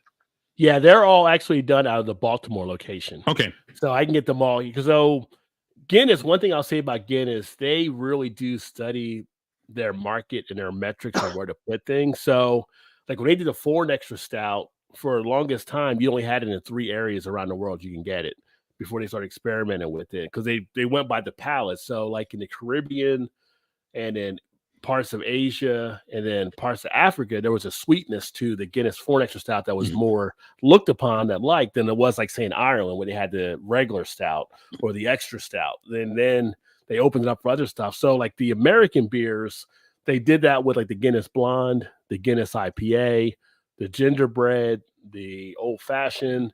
There's certain ones they're only doing for the American market, trying to match it up to the palate. They might bleed up to Canada as well, Shane. You might see some of that stuff coming your way too. But I haven't seen it yet. But Yeah. Yeah. Like I said, I haven't seen it yet, but I definitely pick it up. Like anytime I see something new, especially like if it's like I remember when the first time I saw a Guinness Blonde, I was like, oh my God, okay. Like I again, I'm not a fan of Guinness really. I'll drink it, but I'm not going to go buy it, on purpose. But I saw the Guinness Blonde, and I'm like, oh, I got to try this, and it was decent. I didn't mind the Guinness Blonde at all. It was okay. The funny thing about the Guinness Blonde, so that was done here in the Baltimore market. And then Guinness, they actually just sold off part of their stuff here, and they decided to not make the Guinness Blonde anymore. Supposedly. Now you can get it on tap for whatever reason. They got it on tap there now. But they felt heat from it. So one of the local breweries here in Baltimore said, well, if you're not going to do it, we'll go ahead and make it, And they were like, no, we don't want to sell it to you. We want to keep the recipe to it or whatever, blah, blah, blah. But I guess they felt so much heat now that they're starting to put it on draft again, because I just saw their weekly drafts and Guinness Blonde was on there after they had pretty much said they weren't going to make it anymore. So, but that was designed in Baltimore for the American market. Yeah. Like you would know more than I would, Rod, but wasn't there like a local politician? I don't know if it was the mayor or somebody else in Baltimore that was like trying to petition them to keep that the Blonde going. Yeah, that was like the mayor here, and they were trying to do that. And then if they didn't keep it, to have another brewery go ahead and make it. I forgot what brewery was going to step in to do it. I'm going to say, I don't think it was Checker Spot or somebody, but they offered to go ahead and make it. And then Guinness was like, we don't really want to sell to that or whatever. So they decided to, maybe they're remaking it now. Maybe they felt the pressure of it, because people do like the Guinness Blonde here. And, they got the little Maryland flag on it and stuff like that. So, it's got the whole community type feel. It's like, wait a second. Right. See, that's one of the things I dislike. Like when a brewery has, they come out with a solid beer. And again, I understand everybody's palate's different. What I like, you might not like. And when they have a beer and you absolutely love this beer, and then all of a sudden they discontinue it, and that drives me nuts more than anything. Not the brewery hasn't closed or anything, but they take whatever the recipe is, and it's gone, and you can never have that again. And that drives me absolutely bonkers, because there's Flying Monkeys, which you guys probably all know. It's a big brewery up here. They distribute all over the place. They used to do a beer called Smash Bomb Atomic, and it was a absolutely fantastic IPA. And I guess what had happened is their head brewmaster had moved to a different brewery, and because that was his recipe, Flying Monkey said, you know what? We're not going to make this anymore, because that is your recipe. We're not going to steal it. We're not going to continue on with it. That is your recipe. You move along. And it was a great beer. And I absolutely hated the fact that I cannot get that beer anymore, because I used to drink that all the time. Yeah. It was such a great beer. Yeah, they have some pretty good. Yeah, they end up losing that when somebody leaves on there. But if you ever do talk to Flying Monkeys, let them know. We try to keep it under 60 characters for YouTube. Let's work on those titles. They got some long titles in their shit. Dude. Flying Monkeys, and another bad one is Great Lakes Brewery up here, which is different than the one you guys have in the States. Yeah, I think your Great Lakes Brewery is in Ohio. Yeah, ours is ours is just outside of Toronto in a little town called Etobicoke. Same thing. Like the writing on the side of the can is just like it covers like 3/4 of the can basically. Like here's the story, but it's entertaining at least. I mean, you got something to read while you're drinking a beer. It's an entertaining little story about either how they came up with it, or some kind of little play on whatever the beer name was. So I enjoy that. I always enjoy that about Flying Monkeys, at least. Well, as long as it's your first beer, after a few beers, you're not going to read a bunch. No, well, I mean, if you're going to do a couple beer reviews during the day, if you're going to do a couple beer reviews during the day, make sure Flying Monkeys is your first one that you do. Yeah, because there's a lot of reading to do. That's for sure. I just remember having a cacao and peppermint imperial stout, and that was decent, 12%, but decent. The mint offset the sweetness. Nice. Yeah, it is yummy. This is very yummy, Vanessa. What vape machine is that, Shane? I'm thinking of making leather cases for some. The one that I use is called I've never had anybody ask me that before. That's kind of weird. It's called a Geek Vape. This is their 2. I think they do a 1 battery model. This is their 2 battery model. I quit smoking cigarettes a couple of years ago. I've been using this. I was in the hopes of get off cigarettes, go to a vape. go to a vape and get off the vape. But I've been on this for a couple years now, so I'm probably never gonna quit. I'm seeing a potential deal here for Shane's leather vape thing. So that it's Shane's logo on That'd it. be great. Vanessa can work out a deal and sell it Vanessa, online. like, if Vanessa, if you want to make me a leather vape cover for this, I will. Not only will I pay you for your time and the materials, I will pay for the shipping and absolutely everything else. And I've always told you, I'm a big fan of Vanessa. I don't know if anybody knows that. I'm a big fan of everything that Vanessa does. You like and every, we all are. Her leather work, her cooking, and just all the stuff that she does. She's just such an amazing person. She's awesome. We told her many times. Go ahead. You need some of this beer baster oil. You can make like vape juice out of hops. Oh. I mean, this is oh, there we go. This is Amarillo, because I know, and I have a Mosaic one in the fridge from another company. But yeah, this is like pure hop oil. Oh, there we go. Shit! There we go. I can mix my own freaking vape oil and be sitting there like, it's like I'm having a beer. That'd be great. That'd be fantastic. You kidding me? Another buzz. That sounds like a good video idea for Dave on how you can make that into vape oil. That could be a great video right there. There you go. Some Breaking Bad shit here. Yeah, that'd be great. Yeah, you should totally do that, because I mean that's your idea. So I see 100K views in your future, Dave. Right? Yeah, beer vape. I mean, what a great title. Just even something simple like beer vape oil. Yeah. Like guys would be all over that. Are you kidding me? That'd be fantastic. Vanessa mentioned a fruitcake. That's the other thing. So in this one, you can get like a fruitcake type feel. She mentioned the fruitcake, and I was trying to piece it together. That's something you can get in here too. You can get that with some of the barley wines as well.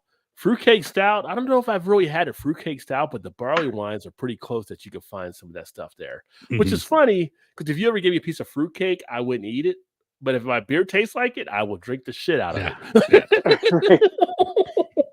And it's funny that I honestly don't. I only know like maybe like 2 people that actually like fruitcake. Yeah, I don't know any people that like the fruitcake and stuff, but it's funny when you do these beers, you're trying to think, what is that thing? Fruitcake. That's what it is in here. And it's like, you're fine. Like black licorice. I could never eat black licorice. I ate it as a kid for Halloween, but I'll get black licorice in a beer, and I'm like, oh, there's a little black licorice in here. Like I'm all perked up about it, Like it doesn't bother me anymore. It's funny when you throw a flavor in beer, everything's okay all of a sudden, right? It's so funny. So funny. No, you were right. Yeah, they'll spend up 20 and up for a wine. So so some of the beer, I think some people still look at beers as kind of being like the lower level type thing versus wine, but there's so much in beers now, they're more upscale when you're looking at some of the beers. Yeah. Right. For sure. Looking for Utopia, One Store New Year's Day had a bunch last year, so Vanessa might have it in on the Utopia. If you can find, if you see one at like a local store and you have a couple of them there, Vanessa, please message me on Facebook or on my channel. Just comment on one of my random videos. I don't give a crap. Because I'll definitely take care of you for that for sure. And we were talking about Bourbon County earlier. This is the man right here, Dave. Talk with him because he knows a spot where it's usually half off after a couple months there. So he might be able to hook you up with some Bourbon County. Yeah, there's like a buddy of mine. And it's weird though, like the grocery store by me that has always carried it, they did not carry it at all this year. But one of my friend's stores that does have it, it seems like after like February, all the variants 50% to 70% off. They just no kidding. Yeah. Holy so crap. like he's gone out. I'm like, I'll Venmo you the money. So I, as a rule, like I'll buy 1 bottle of the regular, but all the variants, I'm just going to hold off and see if I can get it for, $10 a bottle as opposed to 20. Sure. Yeah, it's not like it's going to go stale. Yeah, it's that's something you could age for a couple years anyway. So whether you buy it in November or buy it in February or March, it's not going to make a difference. Right. I said I don't know if you were on at the time, Dave, but I got this 2021 nice. The Bourbon County. Yeah, I saw you hold it up. Yeah, and I loved it. And obviously, I mean that's brewed in Chicago, obviously. Mm-hmm. And it's something that I can't get up here, and I'm really thankful to Mallory and you for gifting this to me. And I would definitely grab a couple more of these. So, I mean, if you can hook me up, Yeah, like I said, I'm more than willing to do a beer exchange with pretty much anybody. So yeah, absolutely.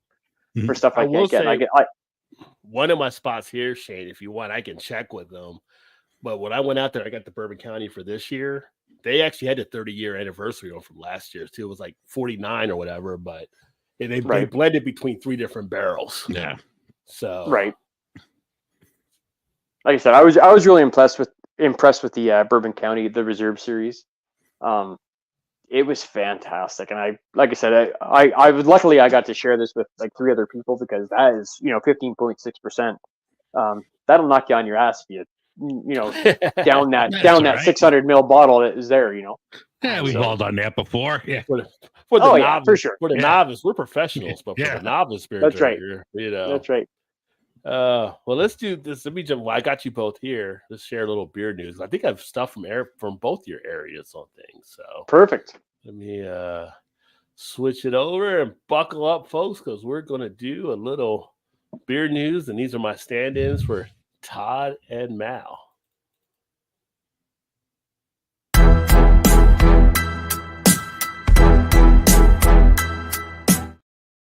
That took a little time finding the damn button, so it wasn't like that's all good. So let's start off with Shane's neck of the woods, Ontario. Okay.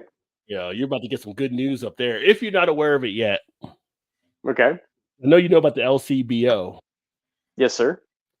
But now they're announcing beer and wine sales will be going to convenience stores. Did you know about that? Yes, I did. I did hear about that. And one of the things that we have up here in Canada, we have an outlet called the Beer Store, and that is where you basically go to get mostly macros, like your Canadian, your Bud Light, your Labatt's Blue, stuff like that. So yeah, with them going into the corner stores, like me personally, I go to the LCBO, the Liquor Control Board of Ontario, because their beer selection is actually better than the Beer Store. As weird as that sounds. But yeah, now with them having the beers in the corner stores, the Beer Store itself, I think within a couple of years, you're going to find that there's not going to be any more beer stores. Yeah. It takes, like in the States, we have some states that used to have like a state store versus other states where you can buy independent. You started to see states start to do away with a lot of state stores because other states were having more benefit of having people have independently owned. So it'd probably going the same way up there with the federally ran or government stores. So right. I thought that was good news. So I tried to stump you on that one, but it's like I said, it's great. Like we have a couple of grocery stores up here that carry beer now, which is like revolutionary up in Canada because it was either you had to go to the Beer Store or the LCBO. That was it. That was your 2 choices for beer. And now we have, like I said, the grocery stores, and now we're going to have some corner stores. I know there's one chain up here, 7-Eleven, which you guys obviously know. Oh yeah, you have that down there. There's a couple LCBOs up here in Ontario now where you can actually buy a beer and drink it in the 7-Eleven, which to me is totally fucking trashy. That's trashy. Well, like you buy a beer, we can't drink in any 7-Eleven. I know, right? Like I mean, how trashy? I don't mean to be disrespectful or anything, but how trashy is that? You go into a 7-Eleven corner store and they have a little table set up there. You go and grab a whatever the hell your beer is. Let's say a Molson Canadian, and you sit inside the convenience store drinking a beer because you can't take it with you. Just throw in a brown paper bag and sit outside like the rest of us. Yeah, like it's so. You gotta at least go a block away. Yeah. Like I know Ray, who was on earlier, him and Paul actually did a review in the 7-Eleven because it was a brand new thing. And they got a beer from the 7-Eleven. They sat in the 7-Eleven drinking a beer, and they're like, "This is just so weird." Like drinking a beer have a couple grocery in a corner stores store here that you could drink at.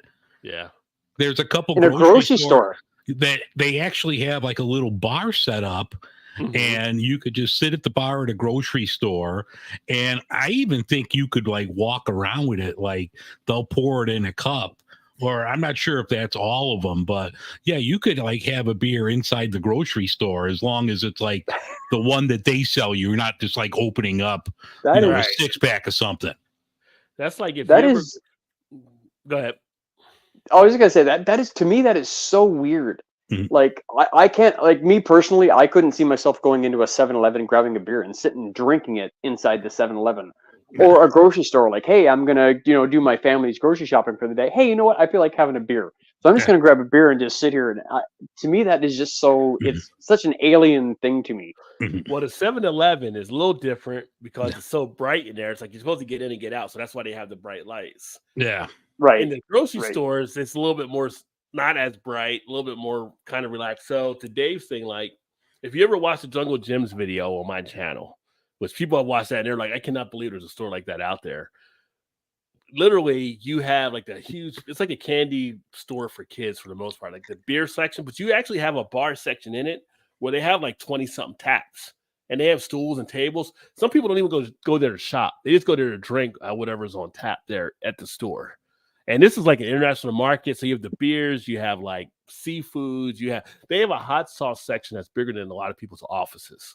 Like just hot sauces. I mean, this place is like huge. And it's just like an event. When you go there, it's like, I'm going to Jungle Gyms. All right, see you in a few hours. Because you're going to be there a while. You just know. But like Kroger, which is a national chain of grocery stores here in the States, in Ohio, they put taps in the grocery stores. So literally, you'd have like grocery stores. You'd have like, I would say, not to generalize, but you basically would have a lot of the men sitting around drinking the beer while their wives are shopping or whatever. Like, the one by me, which is called Mariano's, but they're owned by Kroger. Like at the bar itself, I would say it's 50-50 as far as gender goes, but there's just people sitting there drinking wine, drinking beer. I don't know if they serve like mixed drinks or hard liquor, but you could have like a wine or a beer and people just sit there, or like they'll go to like the little hot market and get like their lunch and sit there and eat at the bar while they have a beer. Right. And that's how it is with the Kroger type things. And it's like, some people aren't even at a grocery shop. They just like, they work nearby or whatever, they're getting off. It's like, instead of going to the bar and tripping over people there, or whatever, they get them Kroger where you're not going to probably have that and just enjoy some good beer or something. So yeah. So I know like the one by me, like they'd have like a pizza oven and all of that, and I would get like a pizza to take home, and they'll be like, well, it's going to be like 15-20 minutes, you could shop or just go have a beer. So I would go have a beer, and then when I was done, I'd go pick up my pizza and go home. Right. Some people just get the pizza and they come over to where the beer is and they just sit there and enjoy it. Yeah. So, we have some of that happening around different areas, which they don't have it here in Baltimore as of yet. They're actually fighting right now where they're trying to allow the breweries to do something. There's some of the laws they have, and I'm going to talk about New Jersey here in a second, but just some of the things you can't do at some of the spots don't even make any sense whatsoever. Yeah, New Jersey seems like a hot mess. Yeah. So I'm going to talk about their thing in a second, but see if I can stump you, because the next story is about Chicago. All right, bring it on. Chi-Town, as the kids call it. THC-infused drinks are now being sold in Chicago liquor stores, now being compared to the craft beer wave that swept across the world a decade ago. They're seeing this as basically a new frontier. Have you seen any of these pop out yet? Are you aware that they're now bringing these to Chicago? I've heard that they were coming in, and I haven't seen it yet, but I haven't gone to, like, the big liquor store here is called Binny's. So I haven't been to Binny's in probably 2 to 3 weeks. They had the CBD ones there before, but those won't get you high. But so no, I have not. I've heard it, but I have not seen it yet. But I'll have to check out Binny's and see, check one out for myself. Yeah, definitely. So take a look around. You'll start seeing stuff, and you and like Mao and Big Daddy Mojo's not here yet tonight, but he's in Chicago. But you guys are having the market where now it's being introduced. And if you've never had a THC beer, I will tell you, one, it is still tasty, but two, it's definitely more of an experience. It's more of a chill type experience. I mean, is the buzz different? It's different in that when I had a couple of THC beers, it was more of a relaxed type feel. It wasn't like you were in an amp type feel, but you were still feeling nice and relaxed and stuff. So I like the experience. So a lot of people like the THC beers because you're not getting that alcohol high, so you're not going to crash the next day as much as the THC. Just like if you're doing like an edible or something like that and everything, where it's more a little more chill type thing. So now with those, I mean, I'm assuming it's not going to be like something you're going to like pound down 3 or 4 in a night. It's pretty much a one and done type deal.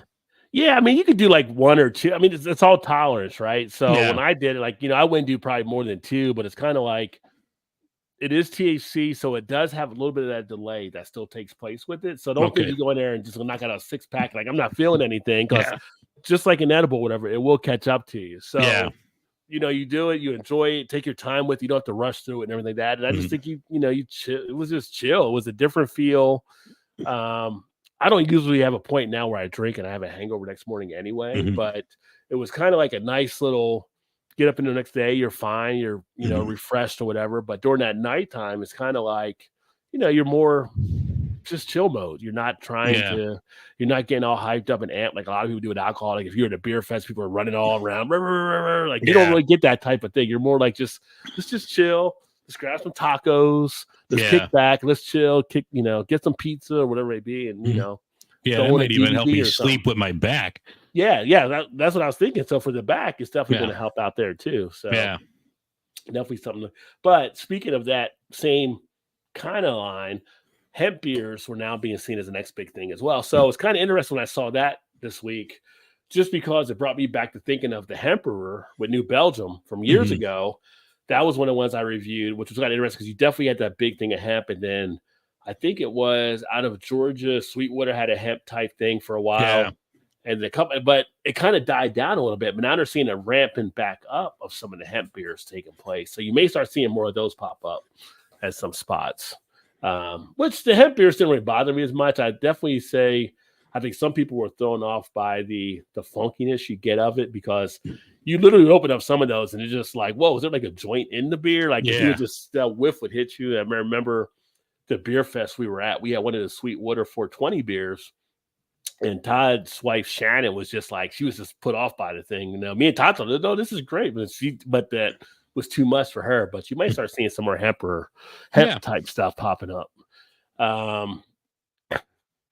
I mentioned New Jersey, and I almost want to say, because you're here like Murphy being a jagoff, but I feel like I got you. But the jagoff is your trademark thing. No, you can go ahead and do it. I'm going to grab another one. I'll be right back. Okay. So for those of you in New Jersey, I don't know if you're still here, Bart, or not, but the governor of New Jersey, which to me makes no damn sense whatsoever, he vetoed the law, basically now limiting food service again back from New Jersey breweries. It's just like common sense to me. If you're drinking beer, you should be able to eat because that absorbs the alcohol. But in New Jersey, the elevator's not going all the way up to the top floor, so to speak. So they don't want breweries to be able to offer food and provide things like that because of the restaurant lobby is saying, well, that's going to hurt our business. Like it's not going to hurt your business to be able to have all these other states are actually doing this. We know it works. And at the same point, you want people to come in there, pound a few beers, not get anything in their stomach, and then get back on the highway. That makes no sense either. So exactly, it's politics at work, but I'm just like, I give shit when the right does shit that's not right. I give shit when the left doesn't do shit right. And this doesn't look right to me either. Like on the left, it's just like, what is the thing that you're actually trying to stop here? So it's just right. And that's one of the funny things. Like when I was down in Chicago last year, this summer, and also in Atlanta the year before, I thought it was really weird that a lot of the breweries didn't serve food. Because up here in Canada, like every brewery has to serve food. It's like a law. Yeah. So we went to I think one of the first places we went to was Firemaker down in Atlanta, and you couldn't get food, but if you wanted to buy a bag of naughty pretzels, which are fantastic by the way, if you've never tried them, you could buy that. And I'm like, really? This is the only food? And then when we were in Chicago. Actually, no, when we were in Atlanta, Mallory and I, because we both had a craving for sushi. So we stopped at the sushi place and then we went to this brewery in Atlanta. And I'm like, are we allowed to bring this food in? Because up here in Canada, because up here in Canada, you're not allowed to. Like, that's not going to happen. It doesn't fly up here. And then the same thing when we were in Chicago, we went to this one brewery. God, I can't remember what the hell it was. But we ordered in some. Well, you guys went to Hot Butcher. I know you order food there. Yeah, we had Hot Butcher, but it was a different brewery we went to, and I can't. It wasn't Dovetail. It wasn't pizza delivered to Dovetail before. Yeah, it wasn't Metropolitan. I'm sure I've got a coaster of theirs somewhere here. Anyway, it's irrelevant. But it was just so weird, to me that we went to this brewery, and Mallory had ordered a couple of the authentic Chicago deep dish pizzas from Giovanni's. Oh, is that the right? Giordano's. Yeah, Giordano's. Yeah. That was it. And I'm like, this is so weird, like, because to me, like, you couldn't do that in Canada because all of our breweries have food, and that's what you have to have, and you can't have outside food. So it was just really weird for me personally. Like, it was so alien because, like, what do you mean you don't serve food? Like, every brewery in Canada does. So, like, oh no, we just have, grab some naughty pretzels off the wall there and we'll charge you 4 or 5, which are great. Don't get me wrong. I totally enjoyed the naughty pretzels, and I grabbed several bags and several different flavors when I came back home.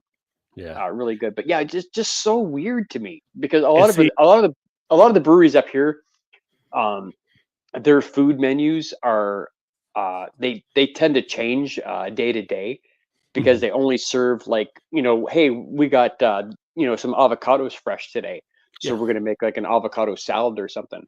So you never know when you go into a brewery, you're not going to get the same menu if you go back a couple of days later, right? Right. And see, here in the States, it depends on what state you're in. Like, so New Jersey has this archaic thing what they're doing. But like when I was out in Kentucky and Cincinnati and Ohio, like we have breweries in Ohio where you can have restaurants in there. So you can order food in. Like, one of those things I saw, like Mad Tree, which was one of our breweries in Cincinnati, they actually had a pizza place in it that's leaving that to go to another brewery, but they're putting another restaurant in. But here in Baltimore, like when I went to Heavy Seas, which I'm going to have a Heavy Seas beer here in a second, I had to order in Wawa when I was there. I ordered in food to come in because they had no food to actually serve. So it's how these states set stuff up. And to me, there's two things with it. One, having food in it in a brewery brings more, I don't say like health code, but it is health code, but it's more regulation if you serve food and beer.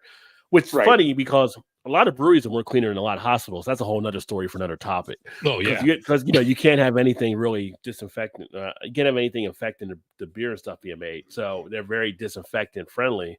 But it's kind of like some places will get a food truck.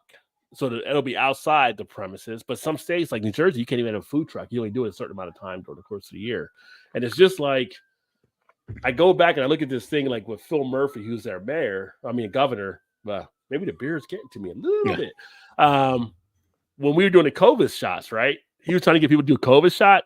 He's like, oh, do a COVID shot and you get a free beer from this brewery. So you were friendly to breweries back then when you're trying to get everybody to get the shots. And then after that, you're like, oh, screw the breweries now.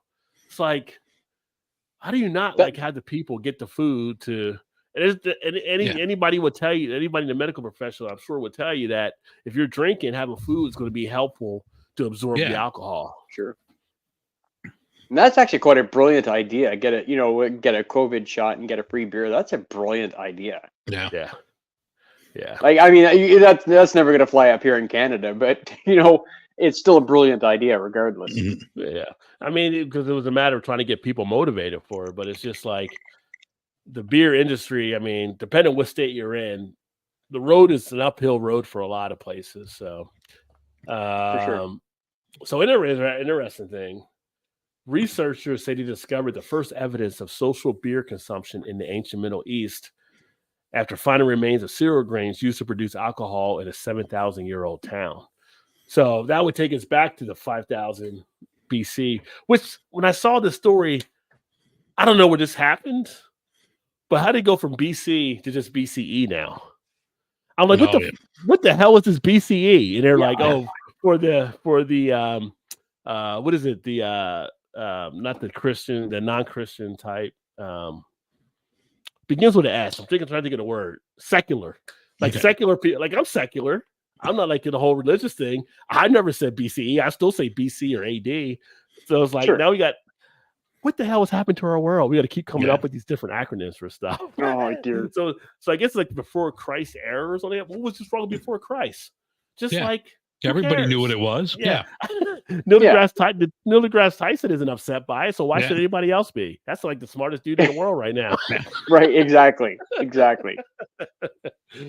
like, so but that's kind of cool. They found the remains there, and I think that was over in Israel, I think, where they found like the thing there, but they found like old pots and stuff that had the grains and stuff in it. So just pretty cool. Just again, one of those historical type things that'd be kind of an interesting type find. Yeah, it's just a cool little thing too, right? Like 7,000 years old. Had to be wild yeast, whatever was in the air. So there had to be no consistency. It was just whatever wild yeast and bacteria was in the air to ferment this stuff. Yeah, right. Yeah, because I mean, back then when they were doing the original stuff, I guess it was more towards like the Groot type things, and they didn't have the hops and all that kind of stuff. But at the same point, just like we're three guys here talking about it, there were three guys back in this Israel little get together, drinking whatever they had and doing the same thing. For sure. Kind of cool. Yeah, absolutely. For sure. And then some points you wonder, like, can you go too far in making beer? Is there just too far you can go? Well, one brewery, the skeptical brewers didn't think it will work. Apparently it does. So Crux Formation and I say Rogie is actually supposed to be Rogue Creamery. That was a typo. They created a beer with blue cheese being fermented in it. Yeah, I'm gonna have to pass on that. Yeah, I'm not a big fan of blue cheese either. Like honestly, but you know what? There's a lot of people that like the blue cheese. They like that stinky. I love blue cheese, but I wouldn't have it in my beer. But have you tried it though? Have you tried it? I'm lactose intolerant, so I'm gonna pass on that one. Yeah. Well, they have pills for that. Yeah, no, that's you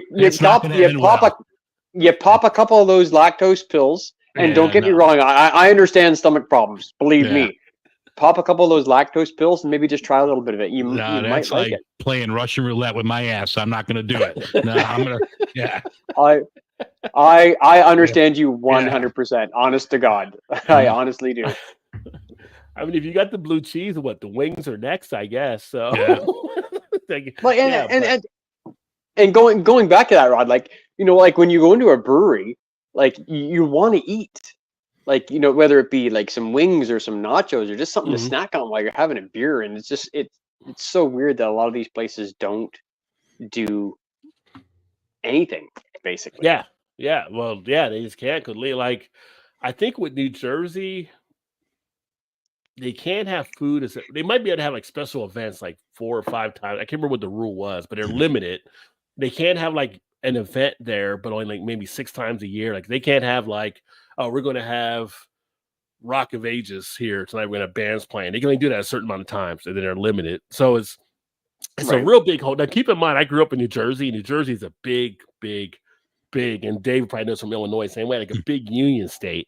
And the lobby hole from the restaurant and bar association is so huge up there. I think that's causing part of the issues there too, from what they're putting pressure on the state government. But it's like there's states where it shows it does work to be able to have people be able to do this. No one's going to lose a business off of it. Yeah, it's kind of like people are going to go here, they're going to get food, so they're not going to your restaurant. But it's like those people are going to come to your restaurant another time. People don't go to your restaurant every night anyway. So it's kind of like, and then there's safety, like I said, the safety type issue. So it's just kind of crazy.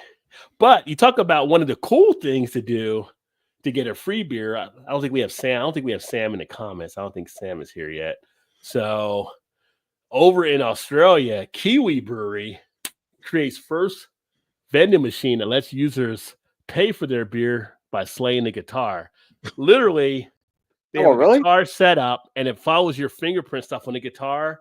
And if you can nail the song, the computer will rate you out on stuff. And you hit a certain score, you get a free beer. Oh, dude, I'm all over that. So I am all over that.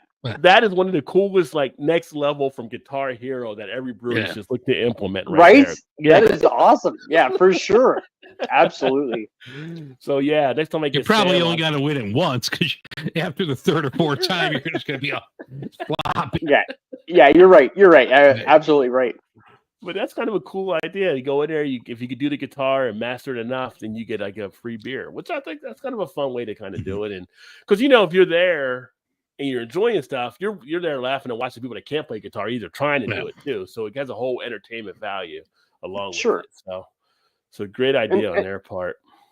And like I said, as much as I love like the Guitar Hero series, I've always been a big advocate, because you see these like young kids on, I mean, not anymore, but back in the day when Guitar Hero was like a big thing, and it was a super cool game. Don't get me wrong, but the amount of time that these kids put into learning how to do like the expert hyper speed level on Guitar Hero, it's like, dude, why didn't you just take that time and actually learn how to play guitar?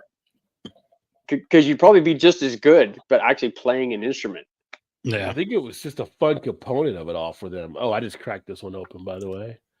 So this is from here, Heavy Seas Bourbon Barrel Aged Chocolate Volcano. Oh, dear Lord. So this is a chocolate dessert stout, 10.5. And I'll have a video upcoming on that one there too. But I did the regular base version. That's on the channel now if people want to see it. But the Vanessa's thing, Texas Hughes drive-through liquor stores, drive up, order, and get your truck. But in Kentucky, we had drive-up liquor stores too, which is always kind of interesting when the first time you see them. But you just drive in, you tell the guy what you want, and they load up your vehicle or whatever, and you're out the door. Don't have to get out. Just like driving into a barn and you're out. I mean, I guess that would probably be better. I mean, like now with craft beer, I want to go into the liquor store and see what they have. I just don't want to like get the same old thing at the drive-thru. I want to walk in. Hey, what's new? Right. What's this brewery have that's new out? I'll try this one. Exactly. And that's more for, I think, maybe the macro drinkers or the guys that are just into craft beer, just getting into craft beer, and they're like, hey, I want this one because I tried it last time and it was good. Yeah. But it's not a necessary. And again, to me, that's a pretty alien thing, like a drive-through. In Texas, you're just going to get your Shiner Bock and throw it in the back of the pickup and go. Right. Yeah, exactly. Yeah. Exactly. But for us, like, I got to go in because I got to check the date. So, I can't have anybody just throwing stuff in there. It's like, it's like my wife. I usually go to the grocery store when we go to get food and stuff. And she's like, why don't you just order and deliver? Because she'll do a deliver and stuff. Like, I've seen those people going through produce and stuff. I can't trust them. They just throw anything in there. Like they're getting all. People get home, they got bad shit. Well, you can't complain because you didn't go. You had somebody else do it. So I'm like, exactly. Yeah, exactly. They're going through. They're not even paying. They're just like on their phones, whatever. Oh, here it is. I want my own produce and I want my own meat. I'm not going to trust somebody else to pick out like my steaks. Yeah. Some little 15-year-old puke who doesn't really care about. Oh, it's a steak. Who cares, right? Yeah. They don't care. They don't care for sure. A beer big gulp. If they sell it at 7-Eleven, beer big gulp. Ray and Paul were having beer big. Oh, dude, hook me up. That may be the only. That's what Ray and Paul were doing at 7-Eleven, right? They had a big. Yeah, they did they did the whole video at 7-Eleven. It was so weird because it was, like I said, it was brand new at the time when they went, and I'd heard about it, and I'm like, there's no freaking way I'm gonna go drink a beer at 7-Eleven. Like there's no way. I'm not gonna do it. Cheers, Trez. Welcome as always, my friend. Always great to have you, Trez, out there. Cheers, for sure. BeerVentures Brigade members. Let's see here. And so, So in Lancaster, PA, I don't know if PA Brewing is still around, but they're actually getting a new modern beer pub with a German influence, which is nice. I will say, like, one of the breweries we have here is Guilford Brewery. Guilford Brewery. And they're more of a European brewery. So they do like lagers and they do a lot of stuff that you would have there. Like they have an IPA, but it's an English IPA. Kind of like low rate. So it's kind of nice. Like you go in there, like, no, there's no hazies here. There's no none of this stuff. There's no dessert stout. Like this is like you get a nice little feel of being able to go back and step in the tradition of the beer. And you have that with like your lamb burger or your fish and chips, whatever you may be. So it's kind of nice. It's kind of nice when you have these kind of influential places come. And I say experience them if you can, because it's nice, to be able to enjoy that kind of stuff. Oh, let's see here. I give a shout out to the Lowenbond Project, where they're actually working now to provide minorities with internship in your craft beer industry. So that's huge because, again, we get more people in from different groups, different backgrounds. That's going to only increase the presence of craft beer and make it even that much stronger. And we've seen this with the Fresh Fest out of Pittsburgh, how much that's kind of hit and impacted things now. We're seeing more things take place. So congrats to them. And then congrats to Proximity Brewing, which is Durham, North Carolina's first Black-owned brewery, which is officially now open for business. So wishing them much success down there as well. And hopefully things pick up and go well. Up in Ohio, Chris that runs a Black Frog Brewing. I never got a chance to get up there, but I know he makes some great beers there too. So Dave, you ever see Black Frog come over to Illinois, make sure you check that out. All right, absolutely. I wanted to get his sweet potato beer because everybody talks about how good the sweet potato beer is. So I never got a chance to taste that. Not usually huge for the pumpkin type things, but when it's fall, it's fall. When in Rome, you do what the Romans do, right? Actually, that's what I'm having now, a pumpkin. Are you really? What do you have there? A friend of mine, Brian from St. Louis, gave me a couple from Second Shift. This is called When Pumpkins Fly. This is a spiced pumpkin pie golden ale. And I'm not a big pumpkin beer fan, but this has all of like the spices that you would get with the pie. So this isn't bad. So this is, pretty tasty beer. And everything I've had from Second Shift is always fantastic. This is only 6.5%, so this is easy drinking. Nice. Nice. That sounds great. I'm a big pumpkin beer lover myself. This time of year they're getting kind of scarce because they pretty much run out. Yeah, all the here's Christmas the thing, beers are out now. Beers. It's funny because you say that, but here where I'm at, so this is what usually ends up happening that I saw last year. It'll probably happen now. I haven't been to the beer store yet. They'll start usually putting like a 50% off now at this point because they're trying to move other stuff out. Because here it's like the pumpkin beer is like musical chairs. So you try to get out there in front and not be the one last standing. And then they start discounting to get stuff out of there. So the funny thing is we'll find like pumpkin imperial stouts or other pumpkin stuff where you don't have to drink them right now. So then it's like, I get it for 50% off. What the hell? That's a good deal. So I can still wait a few months for to drink this thing too and still enjoy it. As I get into the winter months in January or February or whatever. So we'll start seeing that. You guys are so lucky down the States. You get like that. Oh, hey, these are just about expired or are expired. 50% off. You don't get that in Canada. Like if it's expired, it's still full price. Like it's just suck it up, sweetheart. I'm sorry you didn't check. I'm sorry you didn't check the date on the can before you bought it. Blowing the dust off the top of the can. Yeah. Yeah, pretty much. And I always get pissed off about stuff like that because everybody knows the beer prices in Canada are just, they're pretty silly compared to the American prices. Well, it's like the one I had for Firestone Walker, right? 12.3% ABV. Why would you put this out there for $6.99? Cutting it in half when you don't have to. It's not going to go bad at 12.3. Like this is something you can like. That's just bad, like ownership and knowing what you actually have there. Which I'm not there to correct you. So I'm going to take them off your hands for you. I'm okay with the price. Absolutely.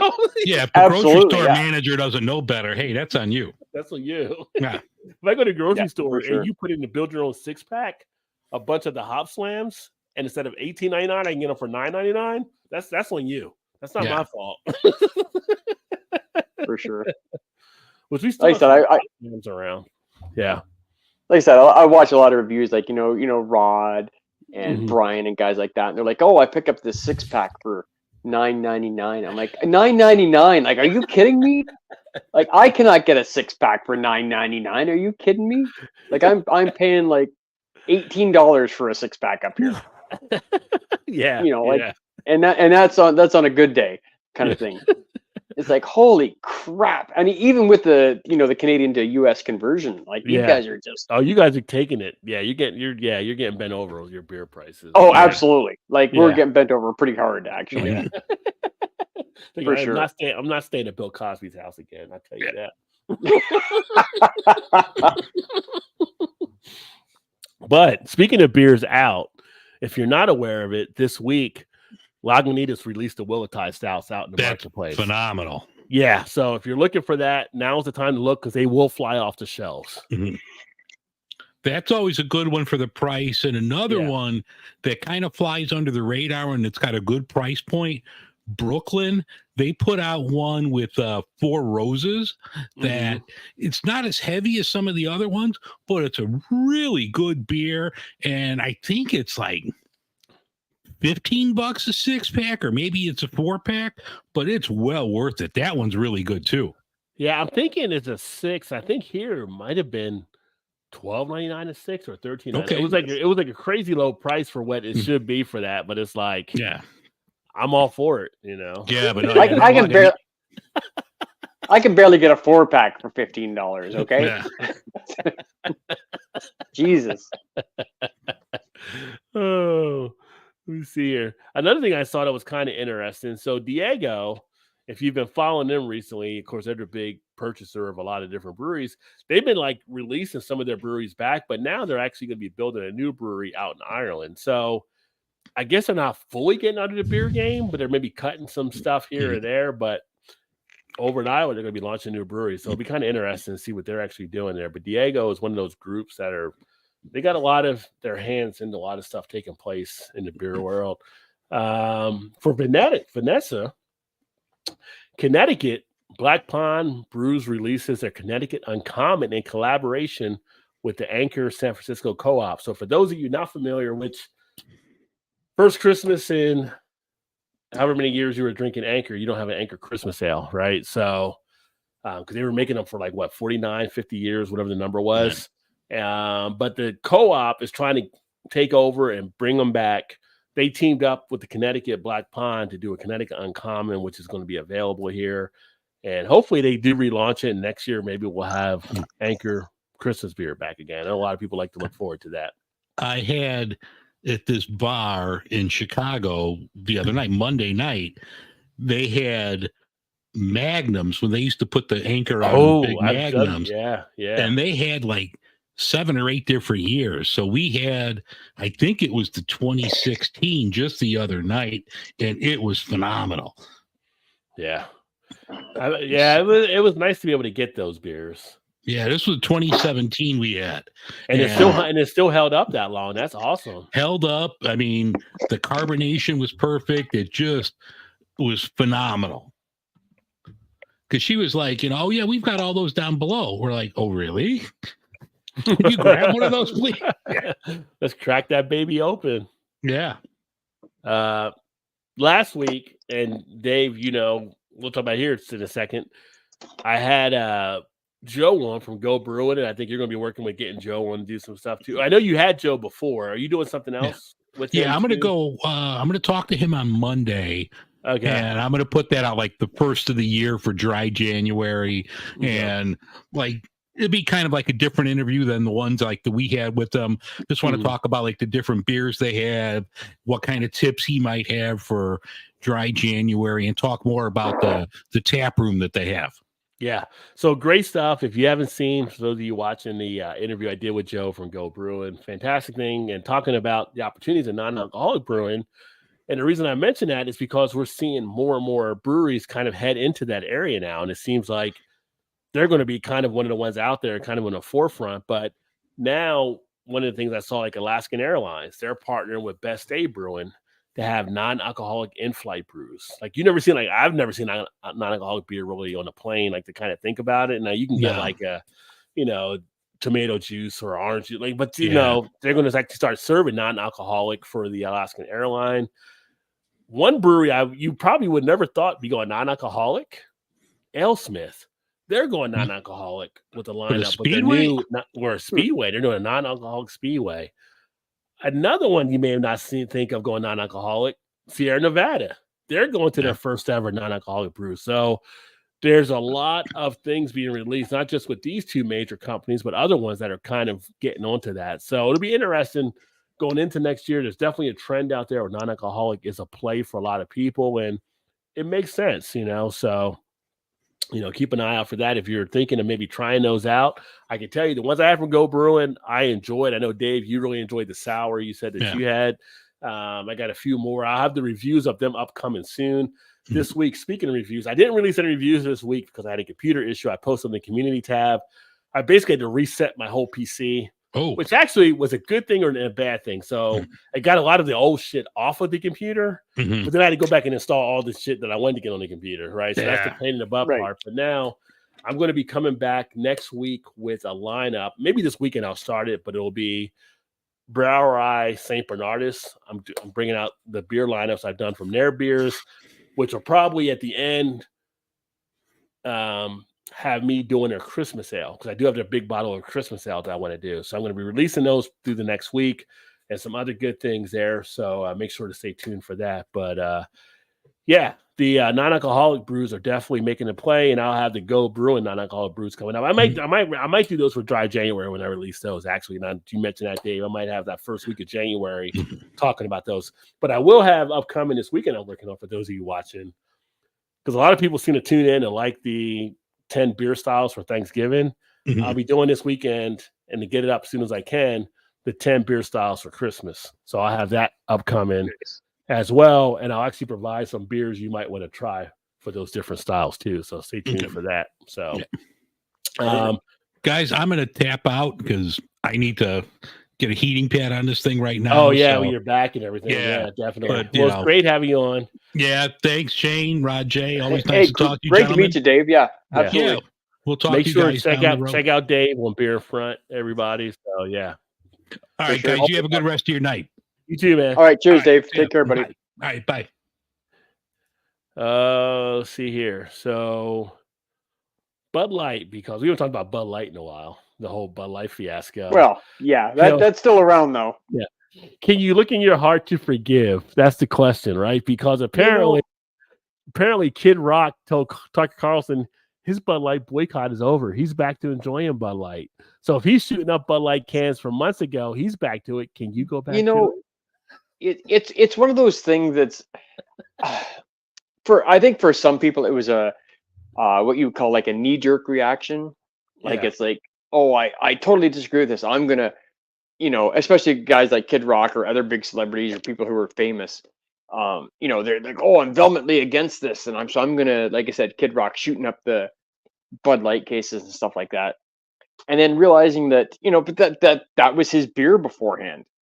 Yeah, and it's like, no, I'm not a Bud Light fan. I've never been a Bud Light fan. So I've never been a big fan either. Yeah. No, like for me, I always say that Bud Light is the beer for people who don't like the taste of beer, because it doesn't taste like beer. It doesn't really taste like anything. That's just my little opinion. Yeah.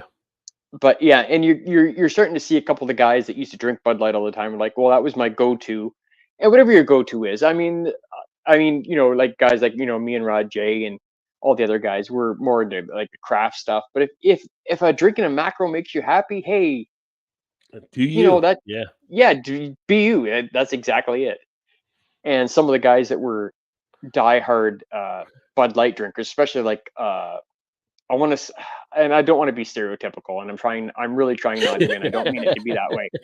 But and this is from a totally Canadian standpoint. A lot of the Southern guys who were like, hardworking Americans, the guys who, work in the factories and did all the bullshit, like that was their beer. And as soon as you mess around with it, like the way that they did, they're like, oh, I can't fucking drink this anymore because that's so un-American and blah, blah, blah, blah. But I mean, if that's your beer and that's your favorite beer, that's your go-to, you're eventually going to go back to it no matter what. I mean, if that's what I mean, it depending on the scenario and stuff that happens,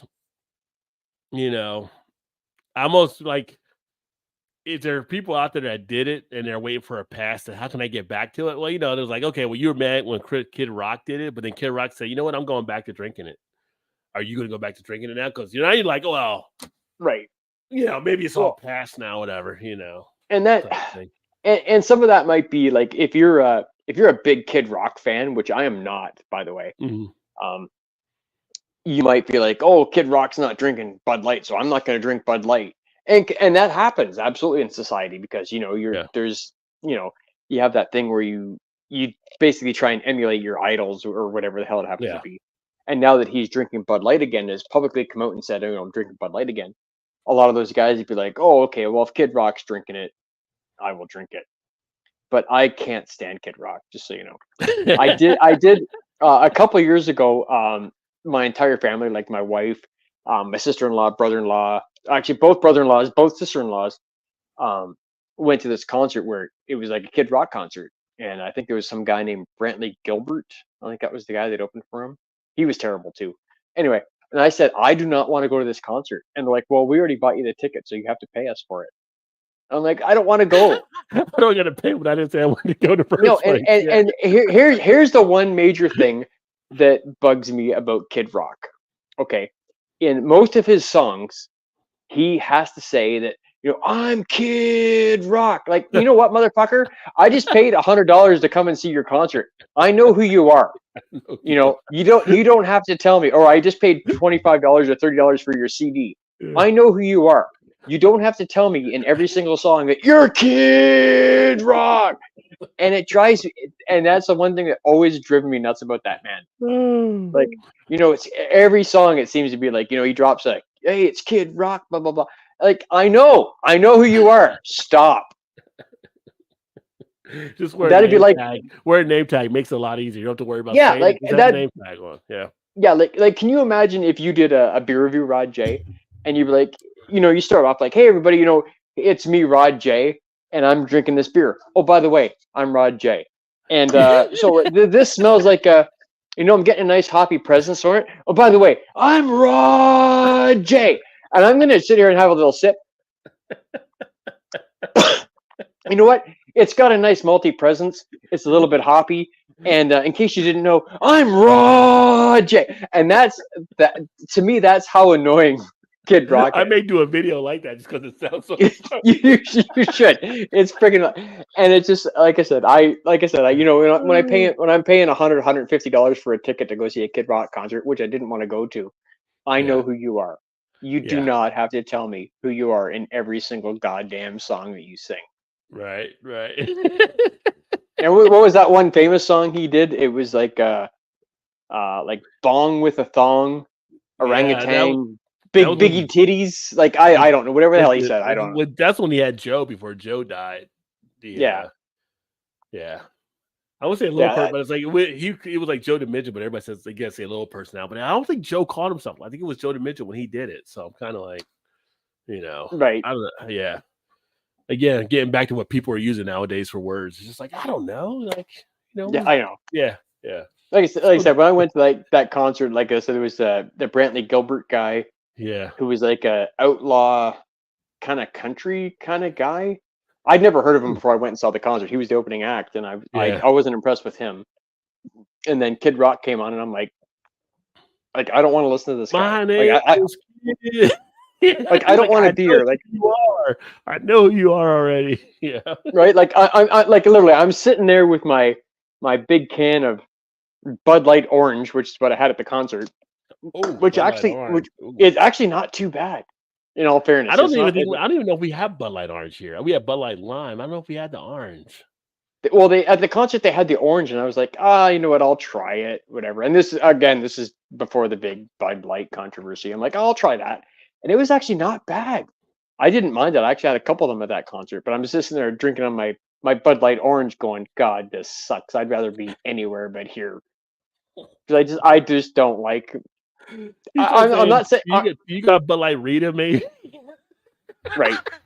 Like I said, I'm not saying that Kid Rock is not talented, and he is. He's a very talented man. Don't get me wrong. It's just not. It's like drinking a sour beer. It's not in my wheelhouse. It's not something I enjoy. So, I still do it. You gotta know your lanes, right? Yeah. Yeah, exactly.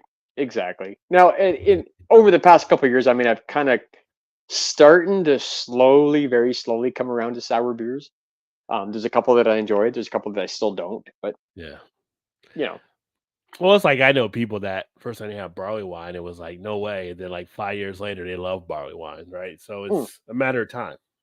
Yeah, that was like me with IPAs. Depends on your palate matures. Yeah. So I was the same way with IPAs. When I started drinking IPAs, I hated them. I'm like, oh my God, how do you guys drink this? It's so bitter. And now, if I go into a bar, that's the first thing I order. I'm like, what do you got for IPA? Well, literally back in the 80s, used to make fun of bitter stuff. We did bitter and beer face with the beer, right? It was the one macro line I had the bitter and beer face talking about beer being too bitter, but like now people like the bitter. Right. So Yeah, for sure. Exactly. yeah. Let's see here. So down in Norfolk, this is Norfolk, Virginia. This is kind of interesting just to watch, see what happens. But a military themed brewery has been approved, and there's controversy and community criticism. Apparently, one of the owners has said a few things. They don't feel like it's an all inclusive type. It'll be interesting to see how it goes because there's also some that feel like the military are being kind of used out there, kind of to promote it, although it's not very military like. So it's always interesting when you kind of put something like this, and when you mentioned the South, like thing in some of the southern states, there's definitely more of a military.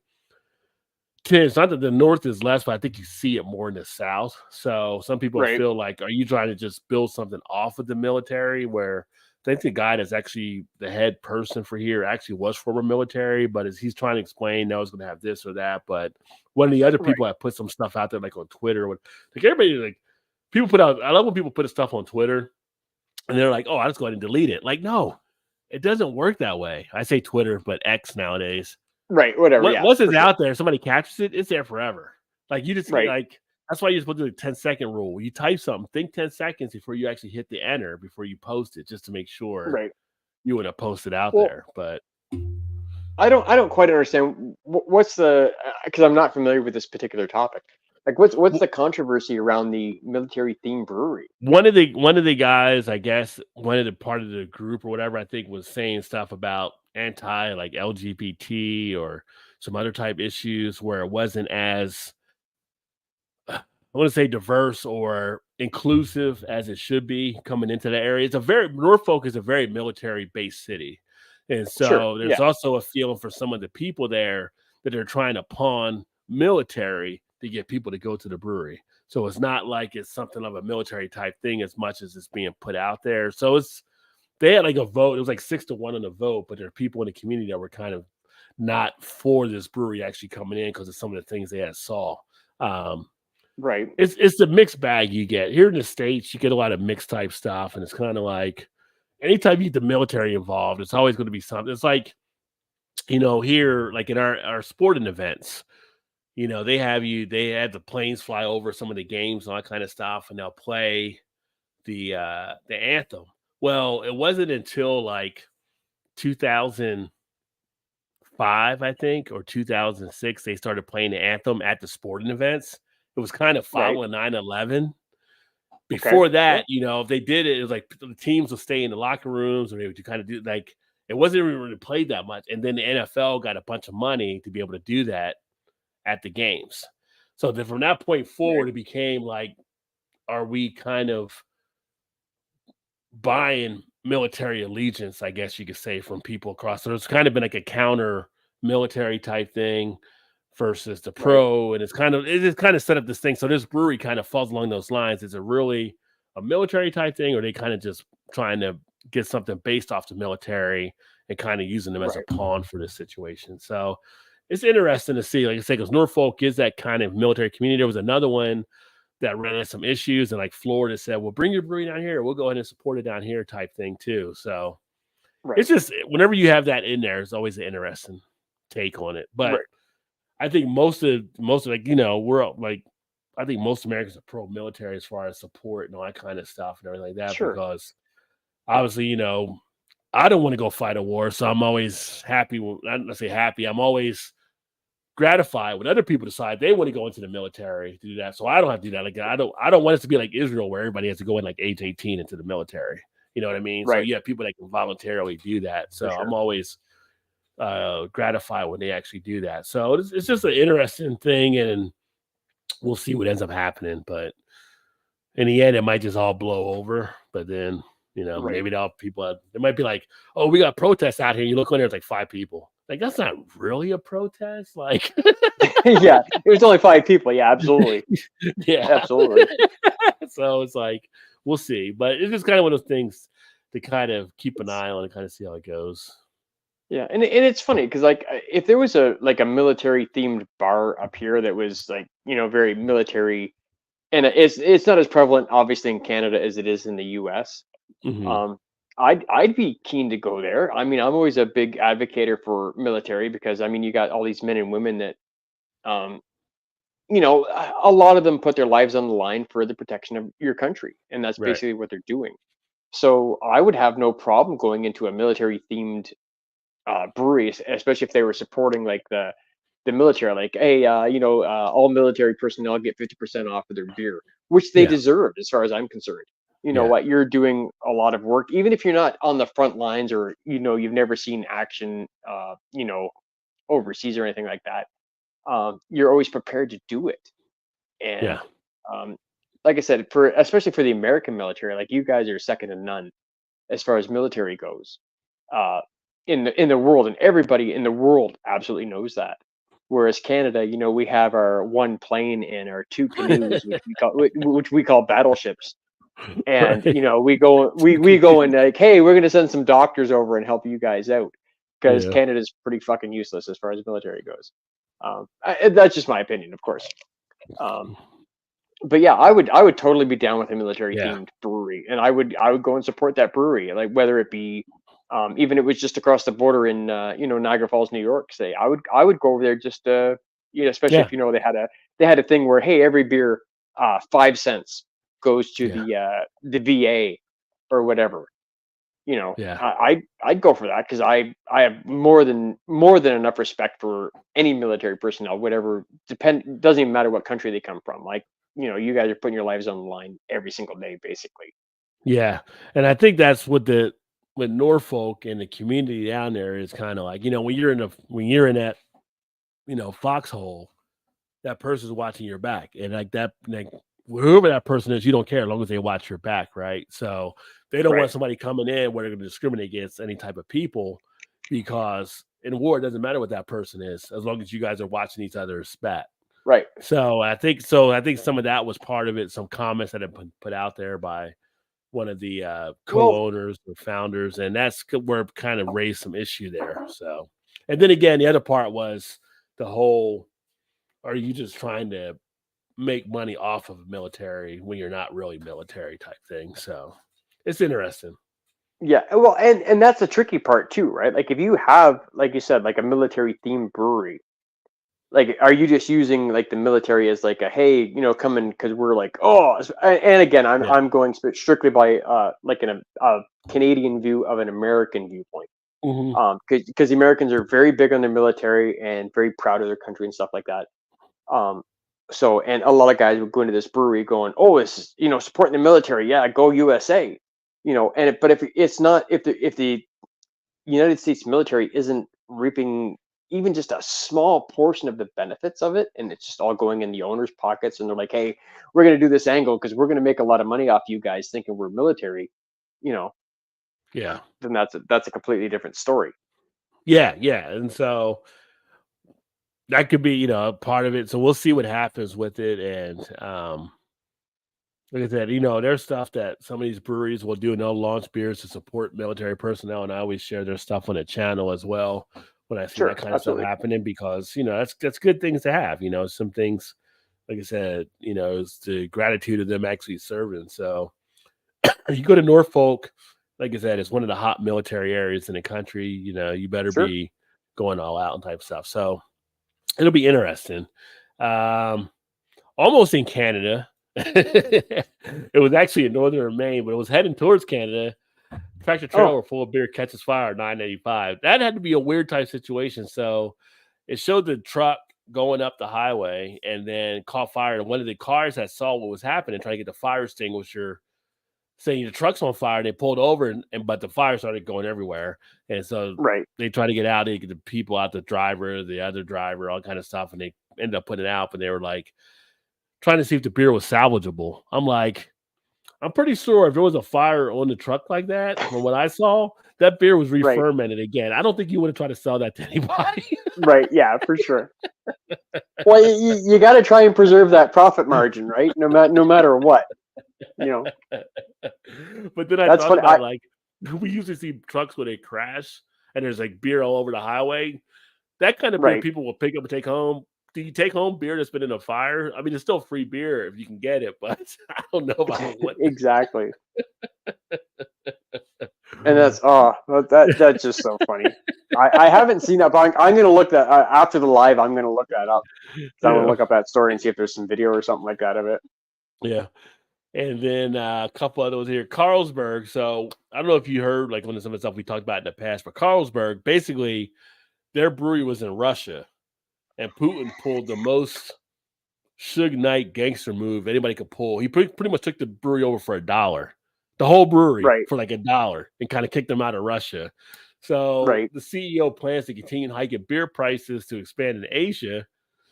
So they tried to offset what was stolen in Russia. So now they're going to charge the Asians more than they need to charge them, so they can try to recoup some of their costs back, which is hilarious. But I'm like, you're Carlsberg. How far are people going to pay for your beer? It's not like you're setting the world on fire with your beers. Right. It's like it's not Hot Butcher, for God's sakes, or Alchemist or any of these amazing breweries that they have down there. Like, holy crap. Just cut your losses and freaking move on. I mean, seriously. But I got to say, Putin is the most Suge Knight of any politician we have. He just pretty much went in there and muscled them out like for $1 and took over their breweries. So Suge Knight's in prison. He'd be proud. So, yeah. For sure. And Melbourne Brewing, they announced a new Jackson Hole lager. I'm going to share that because Melbourne Brewing does a lot of really good beer. So I'm kind of interested to see how they do with the lager they just released as well. So if you ever get a chance to check out Melbourne Brewing, they are worth checking out for their brews as well. So okay, super. And then we got Sam. Sam is in the house now. Good day. Brilliant day for a beer. I'm currently at a brand new brewery in Melbourne. You missed our story I had, Sam. I was looking for you earlier when I was here. I don't know. There's a brewery you have. If you didn't see it, Sam, let me go back over here. It's in Melbourne, I believe. Kiwi Brewery. If you go to Kiwi Brewery, they have their first vending machine that you can actually play guitar to get a free beer. So, Sam, you're there in Australia. If you can actually do this on the spot and let us know how it goes, that would be freaking awesome. You should shoot some video. Literally, do a video, dude. Do a video, because I would love to see that shit. And it's good to see you, Sam, by the way. Cheers. Yeah. You're the only person I have over there in Australia right now. So I'm just saying, if you're looking for remote work to go do a job somewhere, go do this video. I don't know what I can pay you. Maybe I get you some American beers or something like that, but I'd be curious to see how it is to actually play the guitar at that brewery. That'd be pretty cool. That'd be super cool. I would love to see somebody do that. Yeah. Like I said, video that stuff, Sam, and either send it to Rod J, or if you really need to, send it to me. Because that would be just an amazing video to have up there, just for something really super cool. Yeah. Sam says stop you one, and I can't get a craft work back for under 30. So see, Sam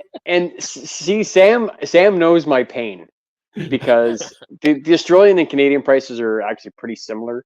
As far and that's just from talking to Mad Dan from the Anglers Grog. But yeah, we pay a gajillion dollars more than you guys do in beer every single year, for sure. Yeah, that's what I'm saying. Where you're at, it makes sense. I mean, I know you're limited, right, on what you can bring back, but if you can go into New York and get beer and bring it back, it works out better for you. Yeah, for sure. Yeah, absolutely, for sure. Obviously, beer taxes are death, right? Yeah. I'm with you, buddy. Same thing in Canada. Exact same thing. Cheers, Josh. Last beer in the house. Another great channel for y'all to check out. Josh is drinking a Dr. Lecter from Bob Brewing. Have not heard of them. There you go. Josh is actually, I need to meet Josh. Josh isn't too far from me. Josh is in Virginia, so now I'm in Maryland. It's not actually too far, so we just try to connect with him. Because we both talk about, from time to time, I have a Commonwealth, or I'll see he has a Commonwealth in their brewery out of Virginia. All right, well, I got you on my list there, Josh. I will be subscribing after the live for sure. Cheers. Yeah. Josh has some pretty good stuff. He does some pretty good lives and everything too, and gets the crew over in his channel and stuff too. So yeah, but no, this is great. I'm into my third beer, and the third beer is definitely kicking in with the Chocolate Volcano right now. So, we got a Chocolate Volcano. Yeah, that sounds great. Yeah, anytime you have a name like Chocolate Volcano, I mean, you're in for a good treat. I'll give you the read down here. Our Chocolate Volcano Stout has been bourbon barrel aged for a massive eruption of delicious flavors, overflowing with decadent notes of chocolate and vanilla. This limited release brew will melt your taste buds with a lava flow of velvety richness. 10.3% ABV. Nice. So there you go. It's a nice little write-up. It's not a great PSA. It's not like a PSA. I don't know if you heard last week we did Smoking the Bear, but this is an actual commercial. So if you didn't hear it, let me know your thought. Let me know your thoughts, because as I hear it now, 83, 93, 03, 50 years later. Wow, did I just say that out loud? Right. Definitely has a different connotation than when I was a kid. But take a listen, Shane. Let me know what you think of this commercial. Okay. I know a place that's peaceful and quiet. A place where animals play. It's called the forest, but every year we start forest fires. A careless match or cigarette and poof, fire. So the next time you're in the forest, be extra careful, okay? If you knew it was me, would you have listened?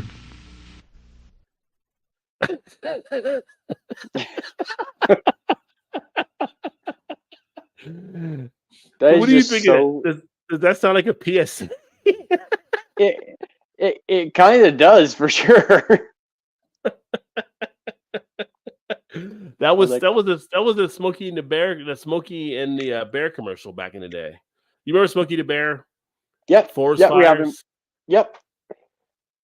That just like that was like during the porn 70s or something with that commercial in my mind.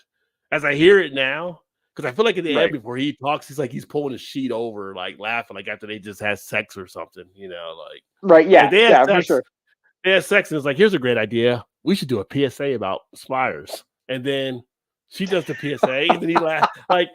Like when was this crafted? Did you do this like after you did? Now you can, hey, let's do a PSA. As you're sitting there smoking a cigarette, kind of.